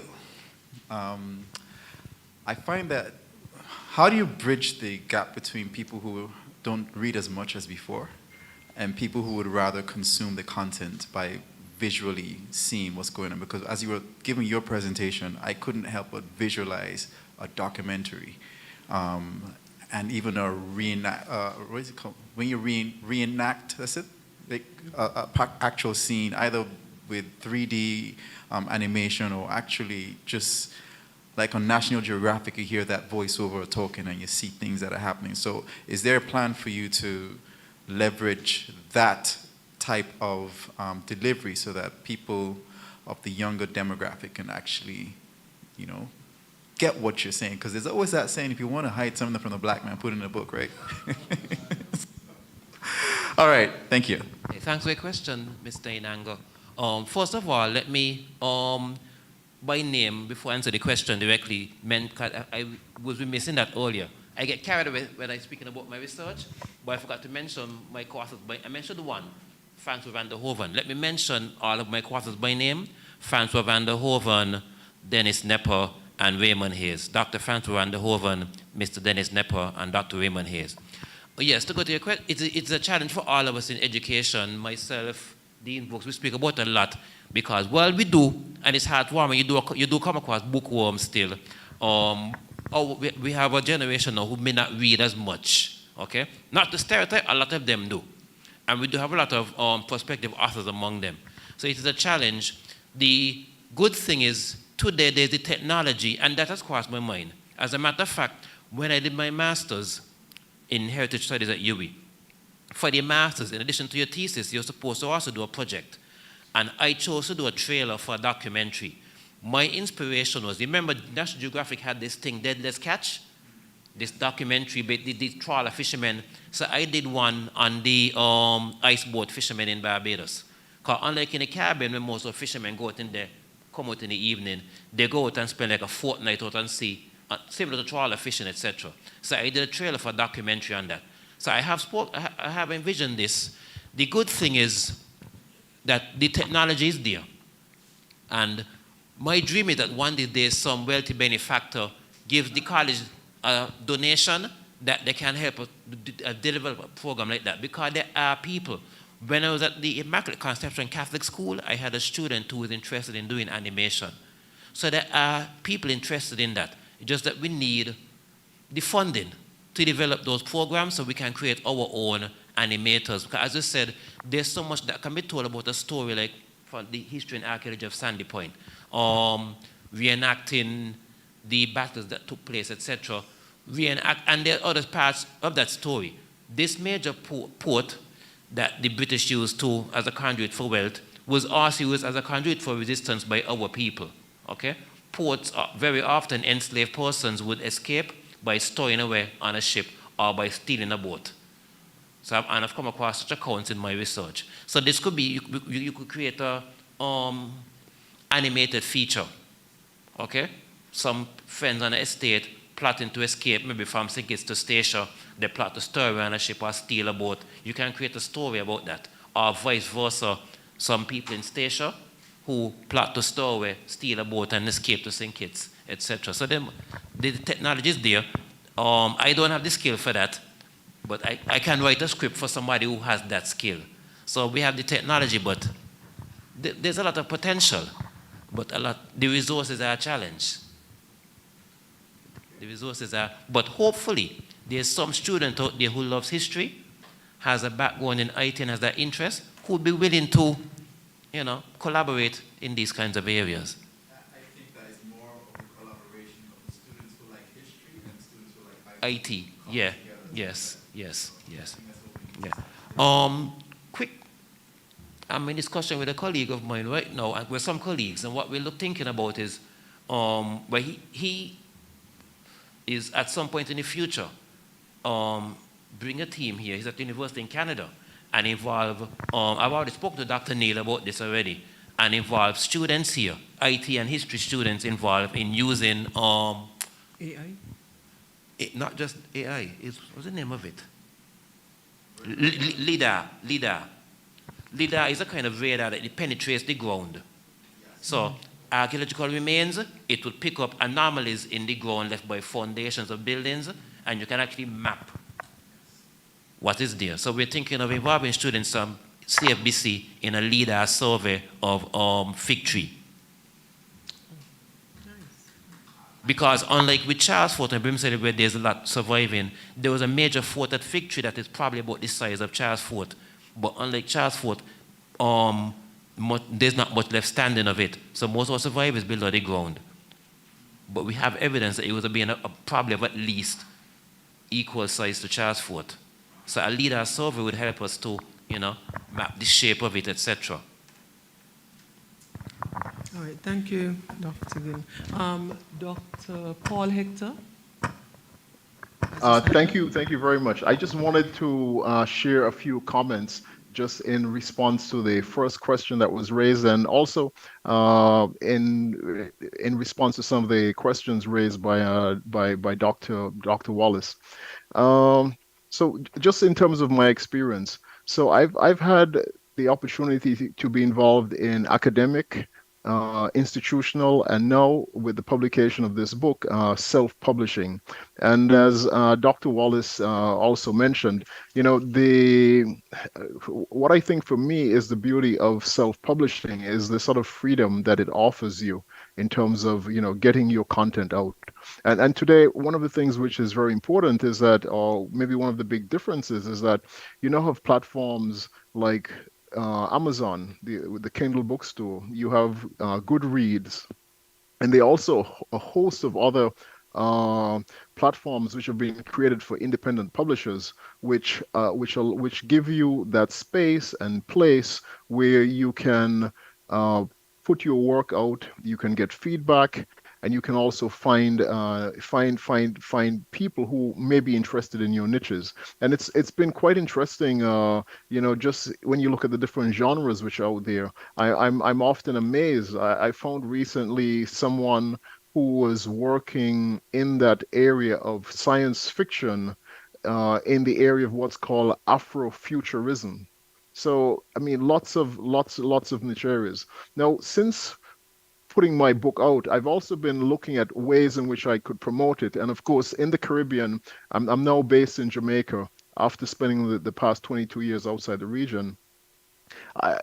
Looking at social media, so for example, on Twitter and Facebook, I've been really quite amazed to find lots of Caribbean authors, people reviewing Caribbean books, putting out content. There are people who are doing blogs. And I think the challenge is, how can we come together? How can we bring these different actors together? Here in Jamaica, I recently learned about something called the Book Industry Association of Jamaica. And I think Jamaica being a larger country, well, of course, that's one of the reasons why this exists. But there's no reason, especially given the fact that we all have access to the internet, why we could not create virtual communities where we can support each other. For example, I can remember back in the month of November, there were two professors from the University of the West Indies who offered a fiction book writing course. Fiction writing, it's not particularly the genre which I'm interested in, but I thought it was interesting to participate. And, it was a very useful experience. And I was quite amazed to see something like close to 100 persons, joining that Skype call, all from the Caribbean. So there is really a lot of persons who are here. Now, in terms of the platforms, again, maybe I can also just add that we can also think about things like blogs, audiobooks. This is something which is coming up, and I think has a lot of opportunities. And of course, there are the graphic novels. So I think I'll stop there. I mean, I share one statistic with you. I think each year you have something like 1 million books being published in English alone. So, and I think on Amazon, the average sale per year for the typical author is something like $50. That's what they earn. So if you're going into book publishing, I think your mindset and what you want to achieve is actually something which is very important. Is it something which you're doing as a project to self-actualize? Is it in the hope of sharing something which is important for you? Or is it something which you're looking at to position yourself as an authority, or some other area? And I think if you sort of understand where you want to go, then there are different strategies that you can use to help you get there. I'll stop here. Thank you very much.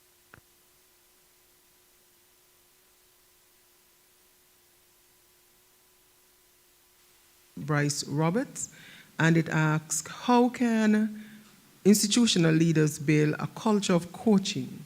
And it asks for at least one example, one best practice.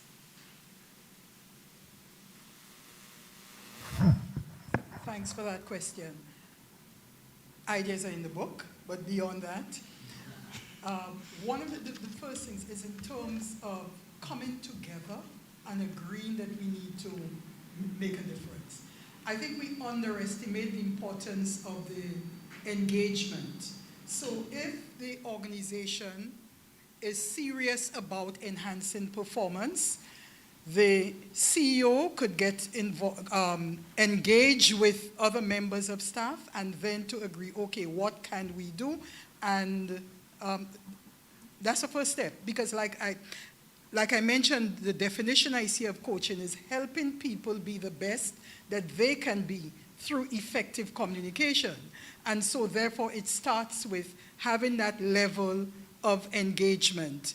And I see my brother has a word there, so maybe he could help me. But in short, it is really coming together saying, yes, we are going to do that. And there are some ideas in the book. So it's an encouragement for you to get the book. Thank you. I think Dr. Brown wanted to say something. Okay. One of the very important aspects of leadership is the ability to build teams. Understand that you're at the top, but in order for you to live beyond now, we all die, we get old, we change, is to coach the people you're working with. You build their respect, you also build their ability. That's very important as a leader, teaming. Just I want to make, thanks for that input. One other point I would like to make, I started off saying like if the head would call the other staff and call the senior persons. A strong recommendation I have is for persons, could be the line staff, wherever you are, you could make the recommendation, invite the heads. It's one of the points I've been saying to persons. You do not wait necessarily for the head of the organization, but you have a wonderful idea. You put pen to paper and invite the head and other persons to a meeting. So that is a strong recommendation that I would put forward. Thanks.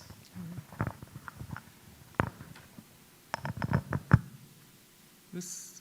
Daniel, welcome.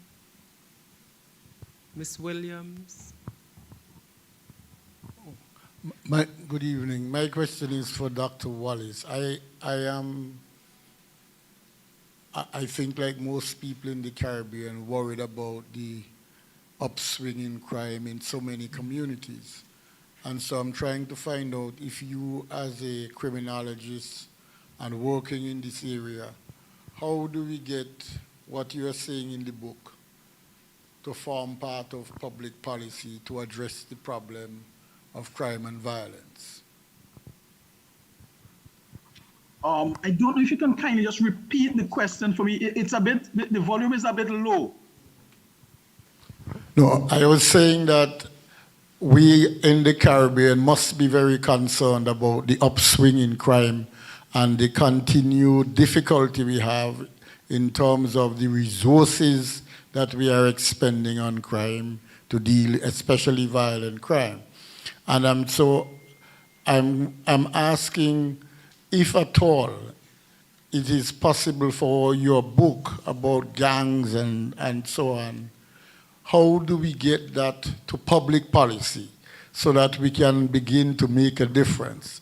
You said you handed it out at the recent symposium with the heads, but is it at all possible you can reach our social services department so that it could be a handbook for dealing with crime and violence in the Caribbean? Because I think you mentioned that your writing is for us, through the lens of what's happening, where we are seeing all through the communities, rural, urban, right throughout the Caribbean, this continuing problem with crime. So I'm curious as to how we can use the material to formulate public policy and in the end make a difference in reducing crime and violence in the Caribbean. Okay, thank you very much for that contribution. Thank you very much for the question that you have asked. So there are several things that I can say there. One, sometime last year, I visited the CFBC and I left the limited copies there. I had made a promise, which I intend to keep, to have at least 20 of those books sent to the CFBC. And I'm asking the chair to ensure that the gentleman who asked the question, that when they get there, that he receives one copy of the text. The other component of the question is that quite often legislators throughout the Caribbean think that they are the repository of all knowledge and that everything, all the policies should come from them in a sort of top-down manner. And that's not good governance. As it relates to crime, you can find some of the best solutions coming from communities, coming from scholars. In essence, it's an all-governmental approach where you put your heads together and you formulate policies. At the symposium, one of the things that came out is that, for example, opposition parties in the Caribbean are not willing to support the government. And what that means is that no matter how many good policies or how many good approaches and good suggestions to policymaking that we as researchers put forth, sometimes they are blocked from being implemented. What I can say is that in Trinidad and Tobago, for example, our Prime Minister, our opposition leaders, they now recognize, or there's a recognition of the gravity of the problem that we face, not only in Trinidad and Tobago, but throughout the region. And they are looking for suggestions and for recommendations and putting those or translating those into policies. So I'm very much hopeful that the contents of the book will find its way into policy at some point in time. And that not only the contents of the book, but that other persons who can contribute and who are willing to contribute, that their suggestions are taken, refined, and put into policy. All right. Thank you, Dr. Wallace. All right.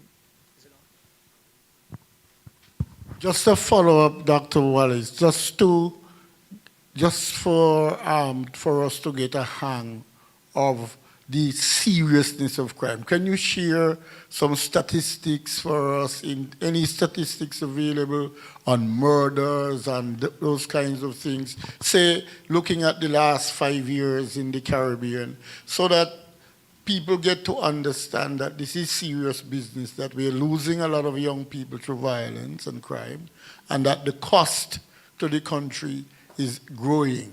And so sometimes we need to hear the statistics so that we get to understand that this is serious business. Okay. Well, the presentation this afternoon wasn't geared to really using statistics. It was more about speaking about the text. So I don't have it readily available. But off the top of my head, I can tell you two things. Since the year 2000, and I can quote Professor Anthony Harriott from the University of the West Indies in Jamaica, noted that for every Caribbean country that we have data available for, all levels of crime, they have been increasing. And the data actually and correctly speaks to an increasing trend in crimes throughout all Caribbean countries. Secondly, data from the UNDP indicates that in terms of criminal activities, the perpetrators and the victims of crimes in the Caribbean are generally between the ages of 16 to 35, male and young Black men. So that's the second component that I can speak to it about there. And at the symposium, your Prime Minister, if I think it's Dr. Drew, also mentioned that in St. Kitts and Nevis, that you have a crime problem, and that, in fact, throughout the Caribbean, we have a crime problem without trying to politicize anything. We have a crime problem that we need to deal with, and we need to use newer approaches. So we need to stop looking at crime as an individual sort of phenomenon. And we need to start looking at, okay, what is the role of the church? What's the role of parents? What's the role of communities? What's the role of the school? What's the role of sports and music, for example? And just let me end by saying this. In Trinidad and Tobago, there are many youths, there are many young persons who play steel pan, And in order to play at these national festivals, you must have a certain level of discipline. Otherwise, they throw away the band. And it's something that I call the steel pan model of discipline. And I'm hoping that we can use that throughout every Caribbean island, whether we modify it and call it something else. But we cannot use that same approach that we have been using for the past however many years. We need a fresh approach. And your questions, they're really valid. But yes, throughout the Caribbean, the data shows that crime is constantly been increasing. 16 to 35, the age group are young black males. So I hope that answers at least part of your question, sir. Thank you, Dr. Wallace.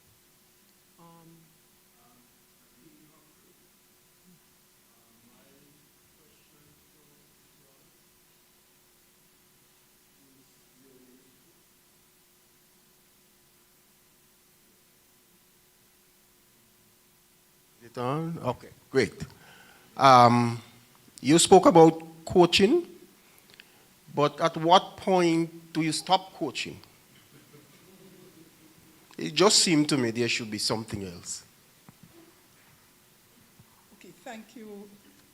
Are you finished? That's one, and then to Dr. Brown, there seemed to be in our school system, particularly the secondary school, a big-time competition as to who can get the most CXC or CSEC.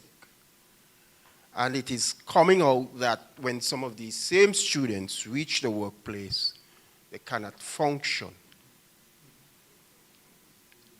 Can you comment on this and perhaps give us some of your recommendations?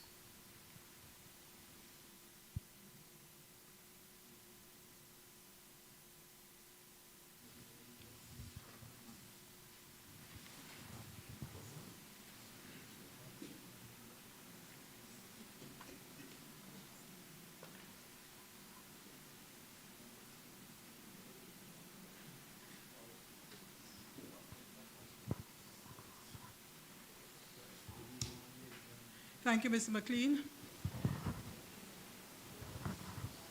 I think your question needs to be answered, or one needs to understand the context. Because stop coaching where, when, with what group. And also it presupposed, to my mind, that coaching in a vacuum. Because coaching is to help persons be their best, but there are other strategies one would need to use depending on where persons are at. So for me to better answer the question, I would appreciate the context. But my view generally is that when it comes to learning, till death do us part. That's my view.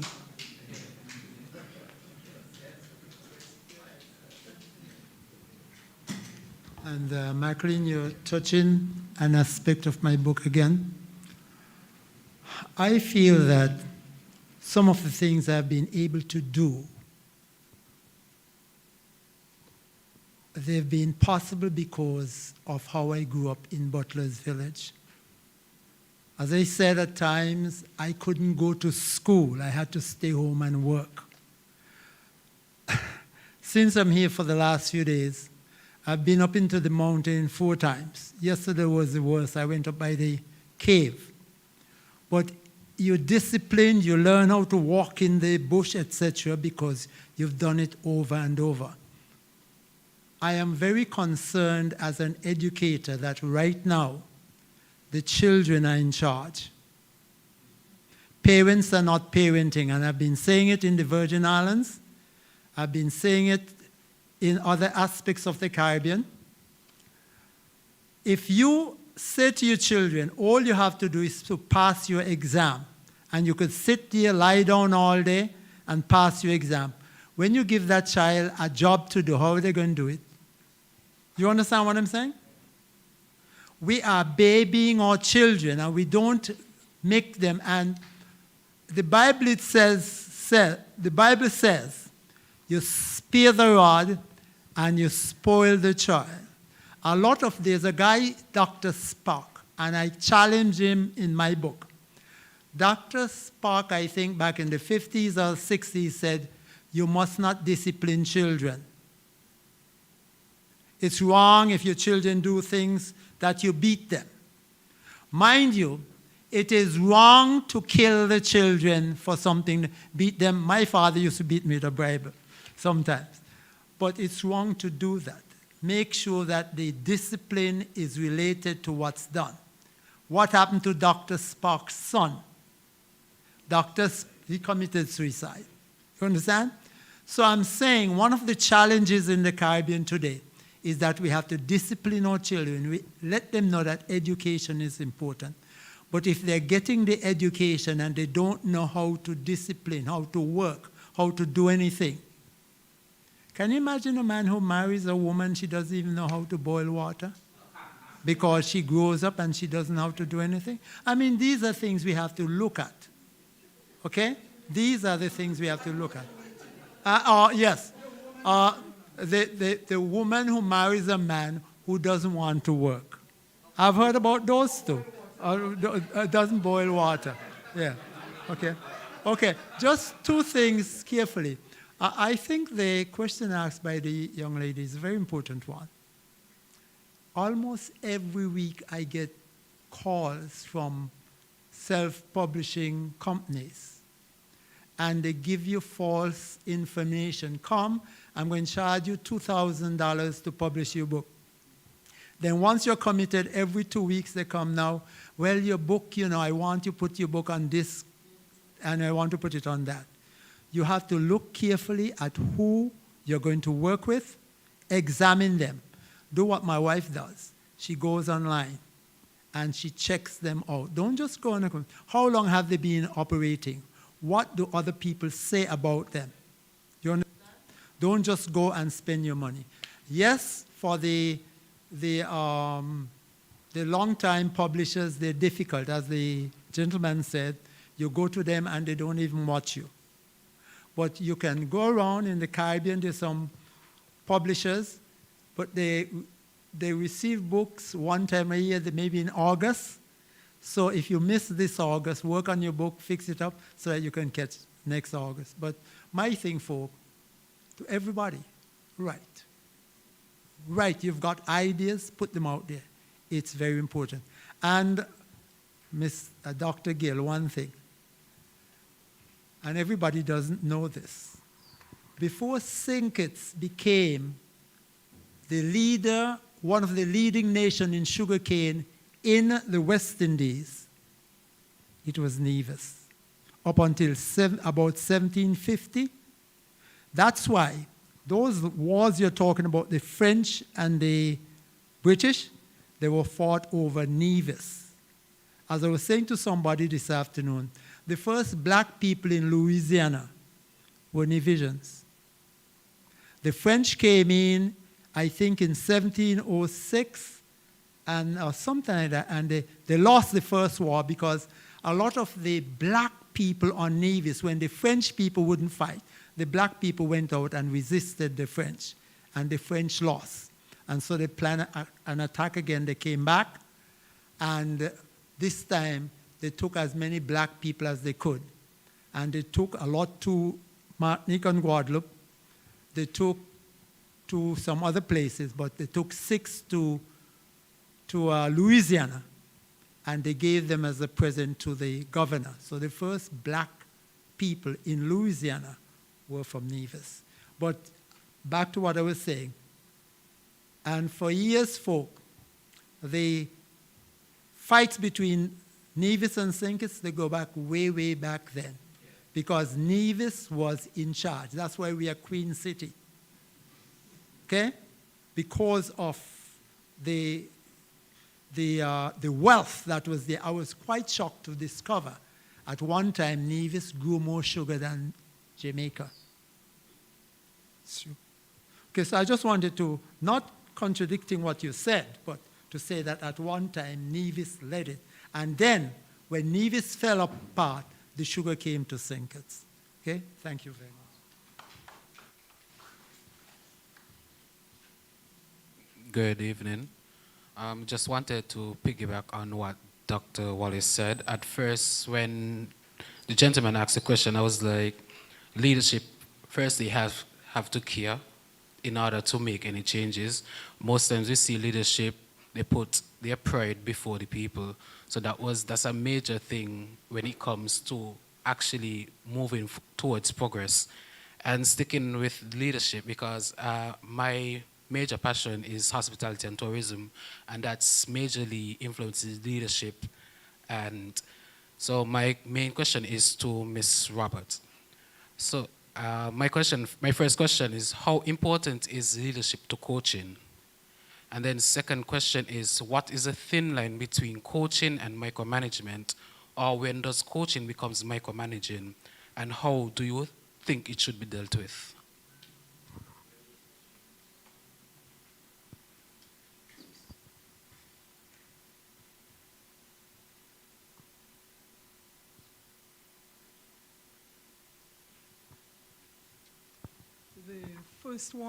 First question, I remember the micromanaging approach. But before I do the micromanaging, the first question was, if you could just repeat, please. How important is leadership to coaching? Okay, I think very, very important. And I think it's because we've not been doing that. We have the situation that was spoken about by Doctors Brown and Gill. And leadership is about servanthood. And I noted that Dr. Brown spoke about the idea of humility and so. So to the extent I come as a leader, I recognize it's about service, it's about making a difference in the lives of others, it's about getting the next generation on, then I would really want to coach. So it is very, and I guess it's because we're not doing that, why we have the situation we have with regard to leadership right now. So it's a case of us going out there and speaking the message in whatever way we can to showing that leadership and coaching go hand in hand. And it's for this reason, actually, the book is entitled Leading Through Coaching. And so, and as I mentioned earlier, the companion book to it is really about leadership. So indicating that we coach for performance in general, we coach also for leadership, and so we need to do it. So they're intrinsically related. The other one you said was micromanagement. They're quite different issues. Coaching, again, I love my definitions. That helps to keep me focused. It's helping people to be the best that they can be through effective communication. If you're micromanaging, you're not communicating effectively. Okay? And so when we talk about communicating effectively, we're talking about an understanding between the sender and the receiver. And so to the extent it is not, at some point it's not going through, it means the sender needs to stop a moment and think, what can I do differently? There is the concept of neurolinguistic programming, which says that the sender is 100% responsible for their communication. So if in my communicating with my staff, rather than see it as coaching, they're seeing it as micromanagement, it means since I am responsible, 100% responsible for that communication, I need to sit down with the staff and find out from them what can I do differently. And again, this is where humility comes in. So we need to realize that sometimes we are not performing in the way we really ought to. And I gave you the example of myself as a young manager. And not too long ago, somebody was giving me a similar example by another person. So there are two different. Micromanagement is really looking at everything the person is doing and carrying through, not giving people space. We need space to grow. We need space to perform. What is very important is that the person who feels, and this is where it's also very important, that if I feel I am being micromanaged, that I have a nice little love talk with my manager. And this is where we need the courage from the line staff, from the supervisors, to have that kind of conversation. And here, Bryce, just time for a commercial break. Bryce Roberts Business Consulting Services offers some guidelines in that regard. Thank you. All right. Ms. Williams, give me 1 minute. Thank you so much. I appreciate that, Dr. Bryce Roberts. I find... Sorry, Mrs. Bryce Roberts, yes. I find that when we're in spaces where we have women authors, we somehow fail to promote ourselves. We kind of shy away. So I love that you have been insisting that people buy the book. I love that. My name is Jeanne Williams. I'm the registrar of the Intellectual Property Office and also a self-published author. Now, one of the things that I find in St. Kitts and Nevis is that people are afraid to ask questions. So I just want to say openly to anyone here that one of the mandates of the Intellectual Property Office is to assist people with their creativity in terms of you're not sure where to start, how to start the process. If people are interested in this sort of information, that is, if they express this to us, we can try and arrange or work with other partners to arrange for where we can talk about how to publish, some of the biggest mistakes, some of the biggest challenges, and of course some of the biggest wins to encourage more authors. I think we need to encourage more young authors especially. So I endorse all the statements from the panelists who have insisted that people write more and publish more as well.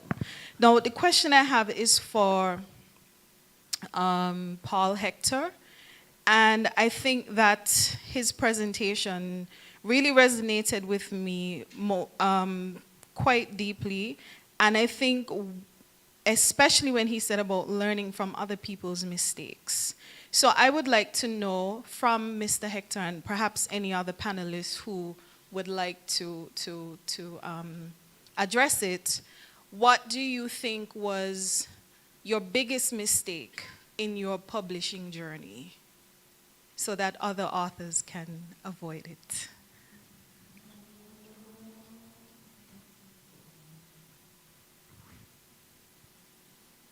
Thank you very much. I lost the last part of the question. What was the biggest mistake?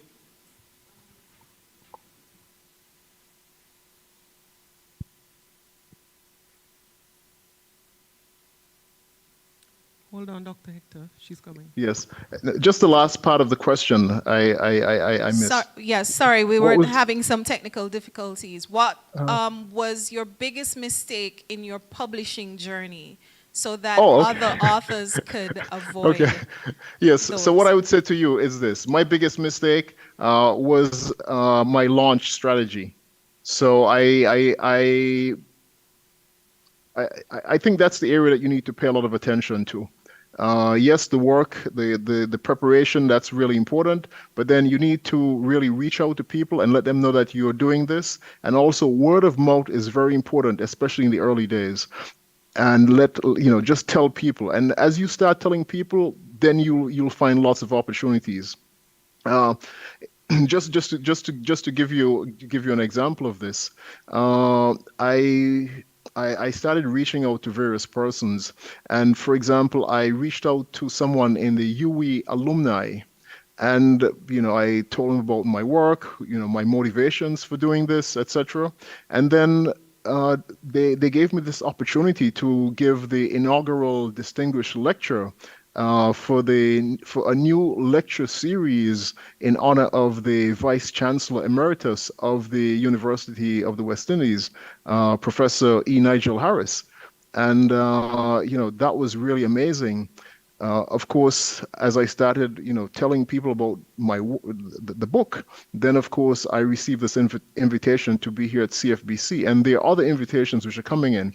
So really, what you need to do is, even before the book is out, start telling people that you're writing. It will also help you in terms of, I guess, putting a little fire to your feet, because if you've said to people, I'm going to publish, then people will start asking you, oh, where's the book? Where's the book? When is it coming? And, and especially in a small society, I know how it is, everyone laughs if you don't deliver. So start early, work on your launch strategy, Get that team around you. Tell the people who you know, whether it's church groups, whether it's university alumni, etc., etc. So that's my answer. And I just have one request, please. I have to leave my office now because of the security arrangements here. I'm gonna try to log on from my mobile phone. So if you can please allow me to access from my mobile phone, that would be great. Thank you. Connect to this. Thank you, Dr. Hector. I just want to make one comment. Mr. Hobson made a comment in relation to the students and the number of subjects that they're doing, and then they can't effectively function in the workplace. I think sometimes what we do, we tend to paint all the students with a broad brush. And so we have to be mindful and we have to be careful that as young people, they're experimenting, they're coming into the workforce, and we as the supervisors, the owners, the leaders, we need to provide that mentorship in the organization. As a young person, when I entered into the teaching profession, there were older teachers who assisted us. They provided the guidance that we needed in order for us to emerge and to become what we are today. And so we need to be a bit careful how we look at it when we say the students are coming with, they may not have the requisite skills, but they are willing to learn. And so we can try and create that atmosphere for them to learn. Additionally, parents need to be mindful and careful and to look at the subjects that their children are choosing. Students will tell you that I want to be an engineer, but they have not done any maths or physics. So as a parent, you have to be involved. You must become the engineer. You must become whatever the child is choosing to be, and you must choose the subjects and say, these are what you're going to do. And so what has happened over the years is that parents have decided that my child said that they're evolving and I want them to be creative and I want them to do what they want to do. But at the end of the day, when they come to us here, you're expecting us to put them in a program that they're not qualified for. How does that work? It can't work. And when we say no, we know what happens, right? And so we need to be mindful. If my child says he wants to be an architect, what are the requirements for being an architect, right? And we need to make sure that our children do real subjects, right? We need to make sure. We need to make sure that our children are doing maths, they're doing English. Once you can read, you can do any subject, right? So we need to pay attention to that. We need to make sure that our children are doing real subjects and not coming 16, 17 subjects. No maths, no English, no physics, no chemistry, nothing of substance. But you're expecting miracles. We don't do miracles at CFBC. We do the real thing here. And so we are expecting you to assist us as we assist you. You are our customers, and because you're our customers, we want to be able to provide something to every customer that comes through the gate. And so we need to make sure that we do that for our children. Yes, Ms. Wallace? Thank you. Follow up, and when you spoke, I got a sense of they need to do this, and they're doing that. What I'm proposing in terms of consideration for just that wonderful speech you gave there, if we could have that over and over again, that we could be engaging with the parents, with the wider society. Because my concern, and this is what I think we end up reinventing the wheel, we end up in little... I didn't realize it was you. We end up being in various corners because there is the need for that greater collaboration. So my suggestion is that if we could see how that beautiful speech you gave there could be shared on an ongoing basis. Thank you. And I just want to say one other thing, folks. As your children emerge, make sure they learn more than one thing. That's very, very critical today. They may start in this, but the next few years they lose interest. I have a daughter who was all excited from she was young. She wanted to be a nurse. She's a nurse now, but she's into cooking because she wants to become a professional cook. And I'm saying, you know, think about that with your children and encourage them. Anybody else who wants to ask a question or make a comment?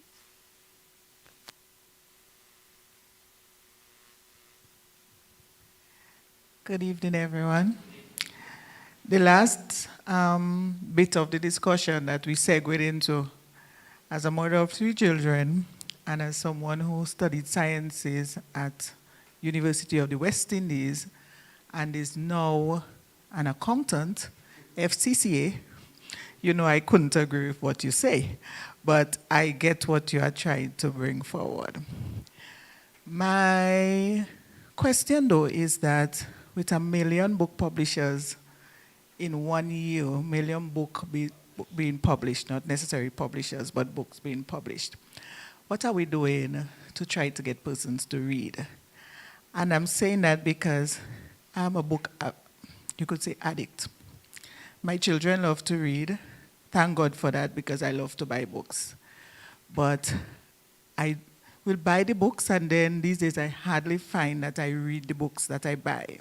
And like I say, my children are consumers of books. I can't get enough for them. But I do think and do believe that, especially persons in the literary field, there comes a time when we have to do something, even in the schools, probably book clubs and so on, to encourage reading. So my question to all the authors who are putting out all those wonderful books, what are we doing to get persons to love to read?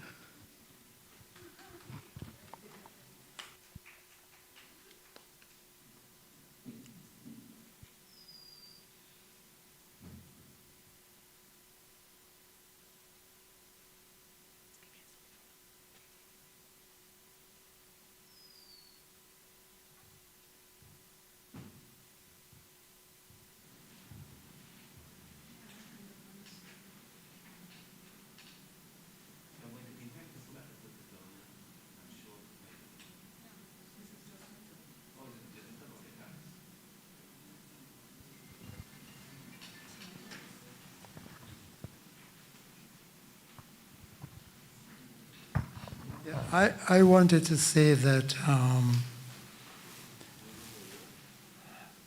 the idea of reading is not as exciting to people today, because you've got all these things that people can read and see on TV.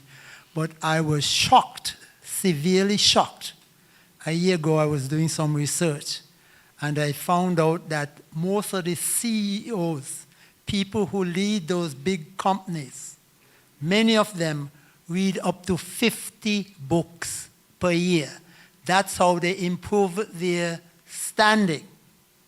And I'm saying in my book, my autobiography, that I think that our politicians ought to begin to read some books, because I'm sure most of the politicians in the Caribbean, I'm not saying St. Kitts Nevis, most of the politicians in the Caribbean don't even read 2-3 books per year. We need to get our people reading, and we need to encourage our people to read. I agree with you, but when I saw this, that CEOs of those major companies read up to 50 books per year, I asked myself what I am doing. You learn new things, you get into new ideas from other people, you see what they do, and you become a better leader. Okay? So I think we need to...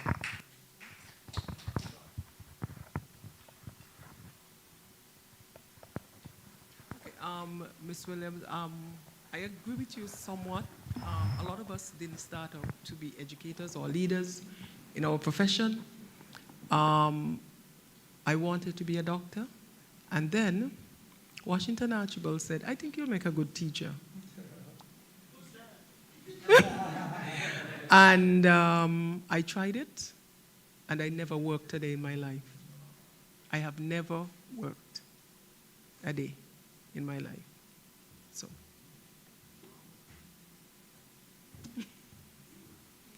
Anybody else would like to make a...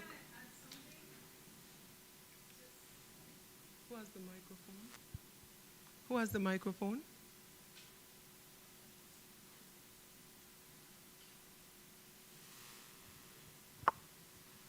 Thank you. I just wanted to say as well that if reading is about acquiring information, that we should not get so fixated on seeing someone with a paper in their hand. That's why the formats of books have been changing, so that people can listen to audiobooks while they're driving, or they can consume the information in different ways. So it's one thing for us as authors, I think we have to embrace the new formats as well, so that people can consume the information in the way that suits them best. The next thing that I want to say is that we can encourage, part of the reason why I think our young people are not reading is because what is written is not interesting to them. History per se is not necessarily interesting to them when they're into video games and all sorts of other things. But this is, I think, an opportunity for us to encourage young people to write about the things that they're interested in, so that people in their peer groups can also find books to read that will encourage them to read more. So with the suggestion about the animation and the reenactments, it's about consuming the information. And of course, if at the end of it you point out that you could find out more when you purchase Dr. Cameron Gill's book, which can be found here wherever, those who are interested will go the further step. But expecting people to just jump to going to buy a book and reading, I think that might not be as realistic for young people. And that's me speaking as someone who speaks to young people a lot about trying to encourage them to read more and diversify their entertainment.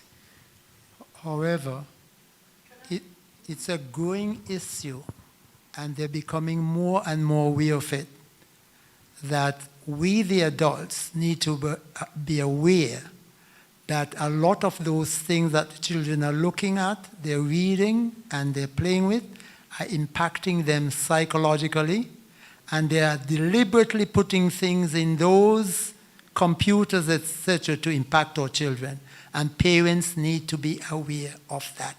And one of the wonderful things you can teach your children early is find the answer, do the research. Do the research. Everything you saw on TikTok isn't true. Go back in Google or and see what you can find it. And in that way they do the reading. But we have to be very careful in terms of the societies we're emerging. The other thing they're talking about, folk, and since I'm in, is, I think, is AI. It's becoming a vicious thing. Artificial intelligence, we ought to be very, very careful. They are terrified by it already. I am tutoring some kids right now, and the issue of getting the right kids and getting them to want to read is, and I'm trying to figure out what it is, why did we read? Well, we read because we didn't have a lot of those gadgety things, I suppose. I said today, maybe if we had a lot of those things, I mightn't read as much. But we can't give up. We have to encourage them to read. And I told one of the parents, read with her, a 12-year-old. Imagine that. Read with, have her read to you and read with her. I mean, it's not high tech. It's just, whatever form, whatever gadget you're reading from, just read out loud. Let them read, let them practice. So that when they go up to read a Bible verse, they're stumbling all over. The thing got 5 words and they stumble 10 times. We can't give up and say how they're going to write a book if they don't read? They're not going to write it. How they're going to write something if they don't read? They don't see language used. So we can't give up our role as parents and teachers. We have to encourage them. We have to find new ways to interest them. Yes, I'm all for, I'm not really all for, but, I understand that, you can use the technology if you know how to use it and to encourage the kids. But I think it just comes back to the same old, learn to read and read, and give them interesting things to read. Children ain't really much different than we were in terms of, some of the things that could appeal to them. They're still kids. And that's where we teach them, so that when they come 15, they could buy a book. Anyway, that's I don't have the answers. There must be a culture of reading for persons to be engaging in reading. My son and I, we lived in Trinidad for 4 years. And the first day he went to school, everybody had a newspaper. He had none. And one morning, he was there, the second morning, and I noticed he just standing up, like, "Mister, go on, go to school." And I was like, "No, I want my daughter to buy my newspaper." Like, "You what?" And he said, "I can't go to school without my newspaper. Everybody got a newspaper. They're relaxing on the bench. They're reading the newspaper. I don't want to share the newspaper because they don't write until the bell rings." And so you had to develop that culture that he needed his money to buy his newspaper every day. And on the weekends, he bought 3 newspapers. So the culture of reading, right? You realize that once you're in a society where persons read, you will also develop that culture of reading.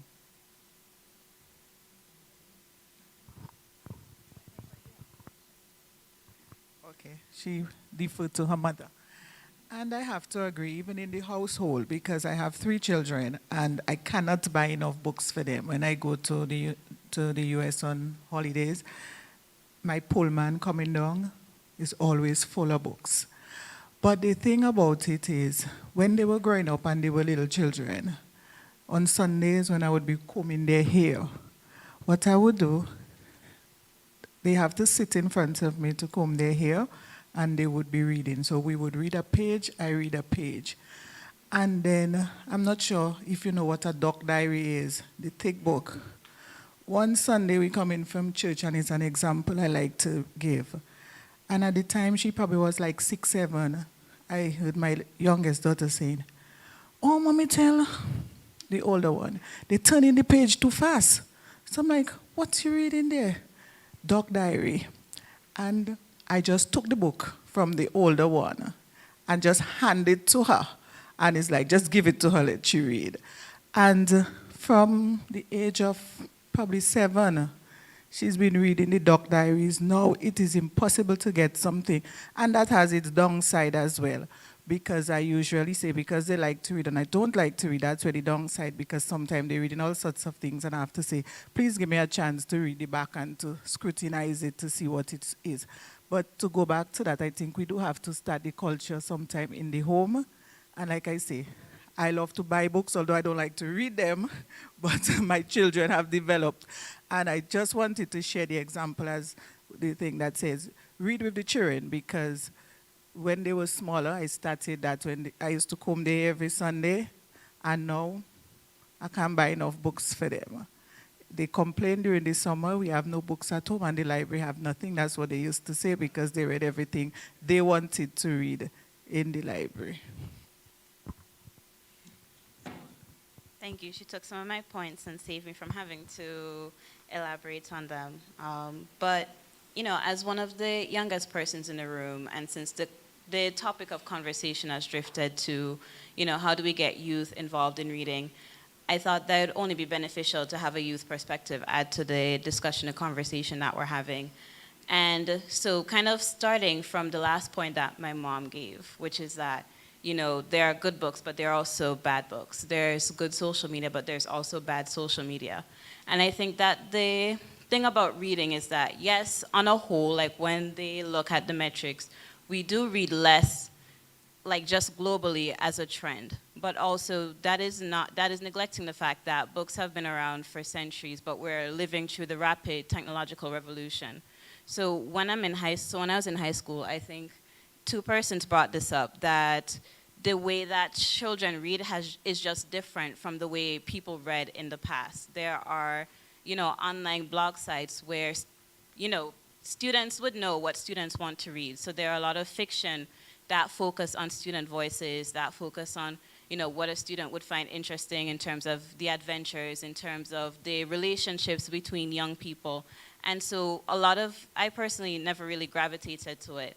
But a lot of persons that I was in class with, their entire break time, their entire lunch time, they'd be poring over their phones, and you would not believe that it's reading that they're reading. However, this also in itself does have its downsides, because the fiction that students are writing for students might not necessarily have the best, I don't want to say literary value, because everything has literary value, but I'm sure you can kind of get what I'm trying to say in terms of the new ideas that you'd be exposed to from reading from someone who is an expert in their field or who has experience is different from the new information that you'll be exposed to if you're reading something written by your peer. And then I just had one other thing to share, which is kind of like the changing culture. So like, how do we adapt then to this culture where what children want to read is stuff by other children online? And I think the technology is the problem, but it's also the solution. I get a lot of my book recommendations from the same social media, from the same TikTok. Yes, doing the research where if I see a short video that is painfully summarizing this historic phenomenon, I would then go and read more into it, and then this might lead me to a book or an article, and then here I've just learned more about it, starting from TikTok, where maybe the TikTok was very short and kind of inaccurate in some ways, but it would have been the gateway for me to learn something else. And that also translates for books. A lot of adults are also realizing that the only way to reach their target markets is to embrace the technology, embrace social media, and to do their marketing there. So I think, when we talk about a culture shift, definitely starting at home with the parents who would ingrain this into their students, but also say that it's not too late to catch students later on if we catch them where they are. Thank you very much. Okay, to start, I agree with what Ms. Williams said as it relates to starting out small. We have to bear in mind that back in the past, or a few years ago, let's say, that reading was seen as a commodity. You have a book laying around, you want to learn how to read. Most persons want to learn how to read. But now, we are introduced to technology, we have TikTok, we have YouTube, we have all of these things.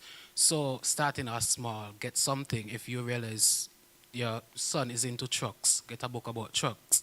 And then eventually when he gets older, you could see more of a ripple effect. Because with me, I've noticed when I was on YouTube, I'm watching a video basically of someone narrating a book. Then I realize I start getting into it. Then I realize this is not up to date. So I go to the site to find and read for myself. And then you realize you get involved, you get addicted, isn't it sense? So it's like a ripple effect. So you have to start off small. And another thing, different persons will like different things. The same way we have doctors, the same way we have lawyers, the same way we have janitors and cleaners. So you can't expect everyone to read a historical book. You can't expect everyone to read a book about magic. The value to them might be different to each person. What value you think they are getting from it, it might be something completely different, because each book, even some might have ill intent, it might not be perceived as that. It's what the person perceive it to be. So don't look at it as that it doesn't have any value. You don't know what value or what. Yeah, you do not know what value it has to the person. Maybe it was a book they read with their parents. Maybe the author was one of those their parents read with them, maybe the storyline actually has an intended meaning, but because you're looking at it as, let's say it's cartoon, you just see it as cartoon, but you don't see the message that is being delivered in the book itself. So we can't just look at it and say it doesn't have any value. You don't know what value that book has to the person. Thank you. Thank you very much. And this brings us to the end of our Q&A, suggestions, comments. Thank you for listening. We will now invite Mr. Note Nanga to do a special tribute for us on his trumpet. Mr. Inanga.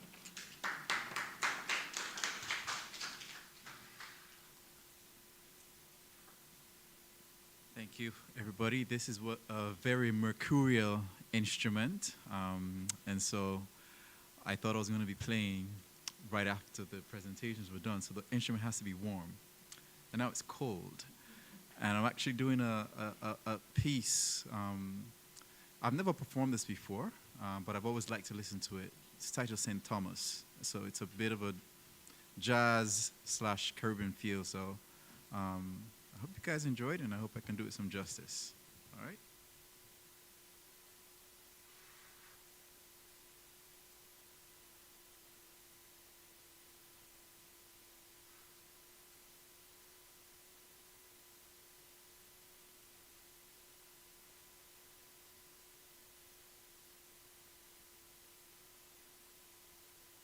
One, two, 1, 2, 2, 2.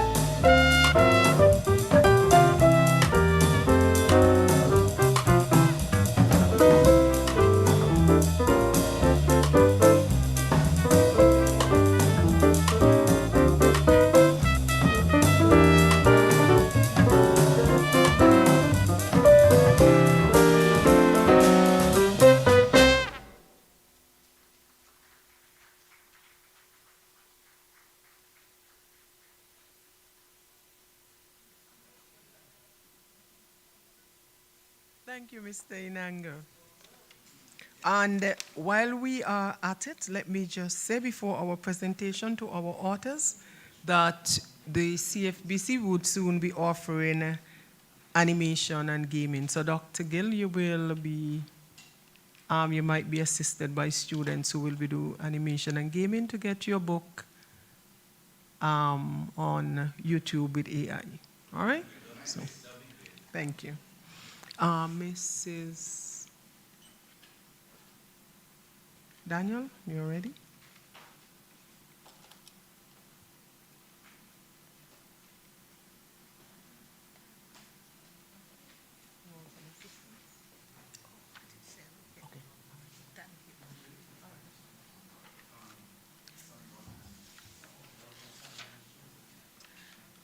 Good evening to everyone. On behalf of the Clarence Fitzroy Bryant College, I am delighted to deliver the closing remarks on the success of our third annual Roundtable of Authors. Before I add a few parting words to this veritable feast, allow me to first express our heartfelt thanks and deep appreciation to those who made this event possible. Our 5 distinguished authors who have captivated us with their interesting and insightful and powerful presentations. Could you all stand and take a bow?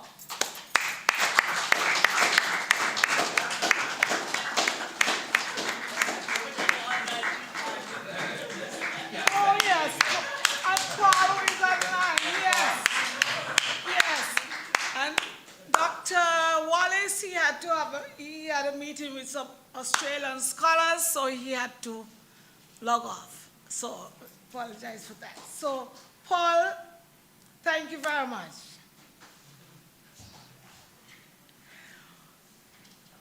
I wish to congratulate and honor you, and with that rousing round of applause. I'm very thankful to Mr. Inanga for his trumpet rendition, which was intended to honor our authors. Thank you. I now invite also, there are some other authors in the room, and that was also for you, that instrumental piece was for all of you on this your special day. So could we have all the other authors in the room please stand so we can recognize you? Heather.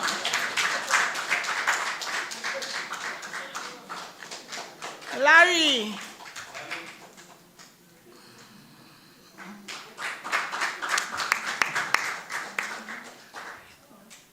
We apologize for not having we usually would have the exhibition of books by local authors, you know, but there was so much to accomplish. Our moderator, Dean Laverne Brooks, I want to, yes, so ably moderating the round table and the engaging discussion. Dean Brooks, I want you to know that I always appreciate your willingness, your support for the library service.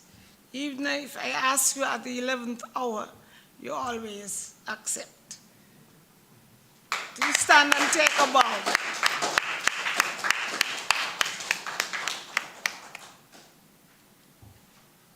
Mrs. Shauna William Rogers, we thank her for being a willing chairperson for this event this evening. She had a previous engagement, but you know, she was asked late, so we want to say thanks to her for coming and chairing the first part of the event. Dr. Moya Rotham, acting president, for delivering the powerful opening remarks and for logistical support for this event. Ms. Wanda Hughes,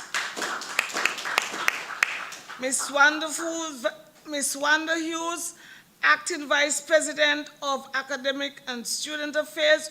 We also want to express our appreciation and gratitude for her support for this event today. the CFBC IT team, we want to say a very heartfelt thank you for making this the live streaming and the participation of our authors in Jamaica and Trinidad for facilitating their virtual presentation. We thank you very much. We really do appreciate all that you do, facilitators. The media professional, the photographer from SKNIS, we thank you for photography. And we hope at the end we can have a photo of the participating authors and then all the authors in the room.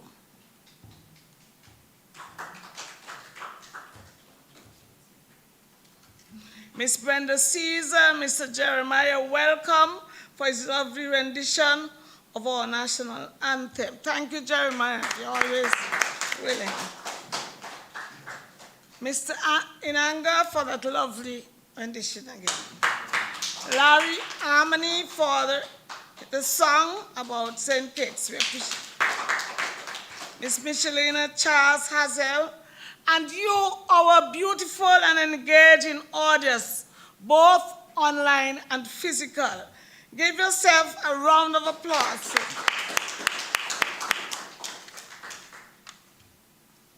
Miss Novelette Benjamin, design artist, I want to single her out for her willingness, and she's always the one who does the program, the flyers and everything. Let us recognize Miss Venetia Wyatt from the library staff. She is the decorator for this evening. We want to thank her for her contribution. The maintenance staff and the rest of the library. Our authors have been able to commit their thoughts to paper. You have a vital role to play in the literary development of our academic and wider Caribbean society, especially in the 21st century, as we seek to strengthen our orange economy. This is why I urge the community to support authors so that they may be encouraged to continue writing and publishing and use the technology to innovate. Books are published nowadays in a variety of formats, and we want to ensure that we are a reading people. We are now functioning in a knowledge-based society where the exchange of knowledge and information is vital to our survival. I hope that in celebration of books has inspired aspiring and budding authors to press on with their dream of becoming a published author. I believe that all of us, online and in person, have been enriched by our authors' presentation and by the participation, the comments, and the engagements by you, the audience, this evening. It has been a power-packed evening. We had 2 events today to commemorate World Book and Copyright Day.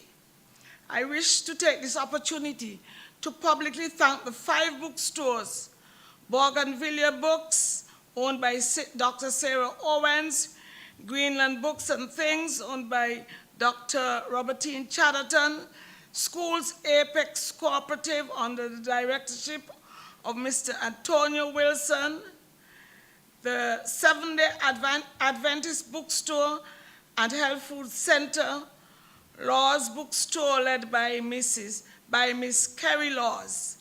For the local authors who showcased their books, were able to sell as well, Mr. Godwin Brown, Mr. Michael Blake, and Dr. Whitman Brown. And the sole publishing company which participated in the book fair was Caribbean Reads Publishing Company, led by represented by Heidi Fagerberg in St. Kitts and owned by Mrs. Carol Otley. That's the daughter of Dr. Otley. Let us give them a round of applause, because that effort was indeed we were trying to promote reading, promote the love of books and reading, and we hope that we'll be able to do it again. As I close, I want to end with the words of the Black journalist J. Max Barber, who wrote in 1905, "Get all the knowledge within reach and use it for the good of the community. Reading and writing help to strengthen our defense against poverty, crime, and neo-colonialism." Thank you for being part of this celebration today, and we look forward to seeing you next year, April 23rd, in celebration of books. Just before you leave, I just wanted to have the two CFP students to stand. The two CFP students in our presence, could you stand so let us recognize you?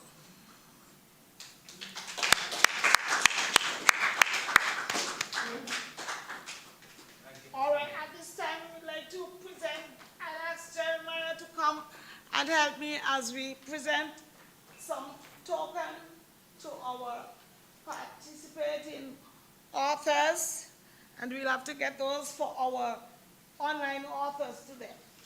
So, Dr. Whitman Brown. So, you're good. Thank you.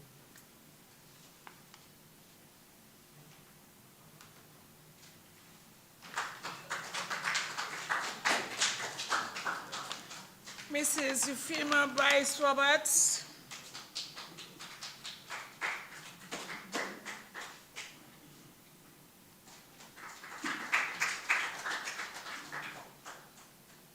Dr. Cameron Gill.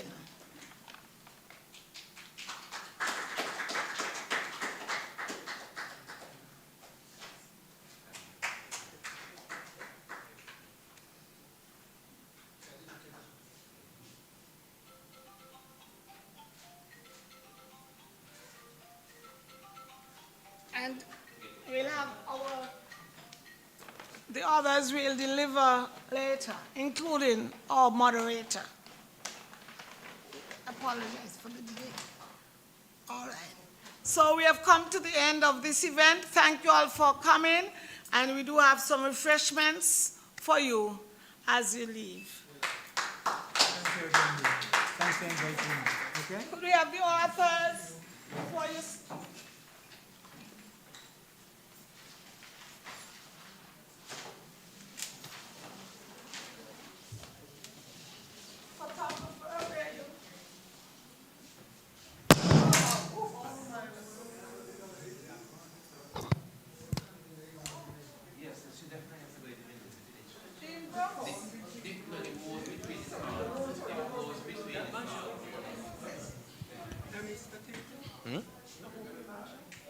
No, man, it should be good.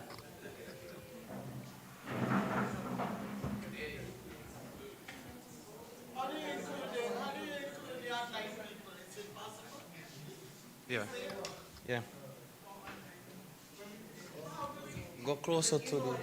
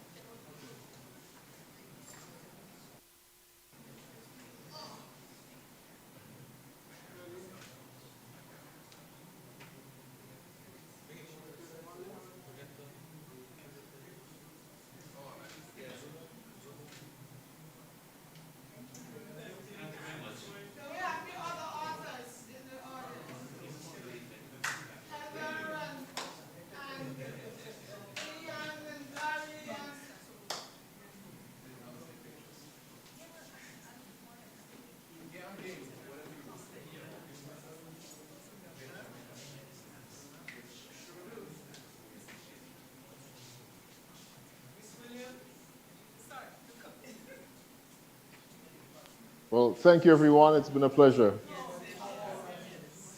Okay. Yeah.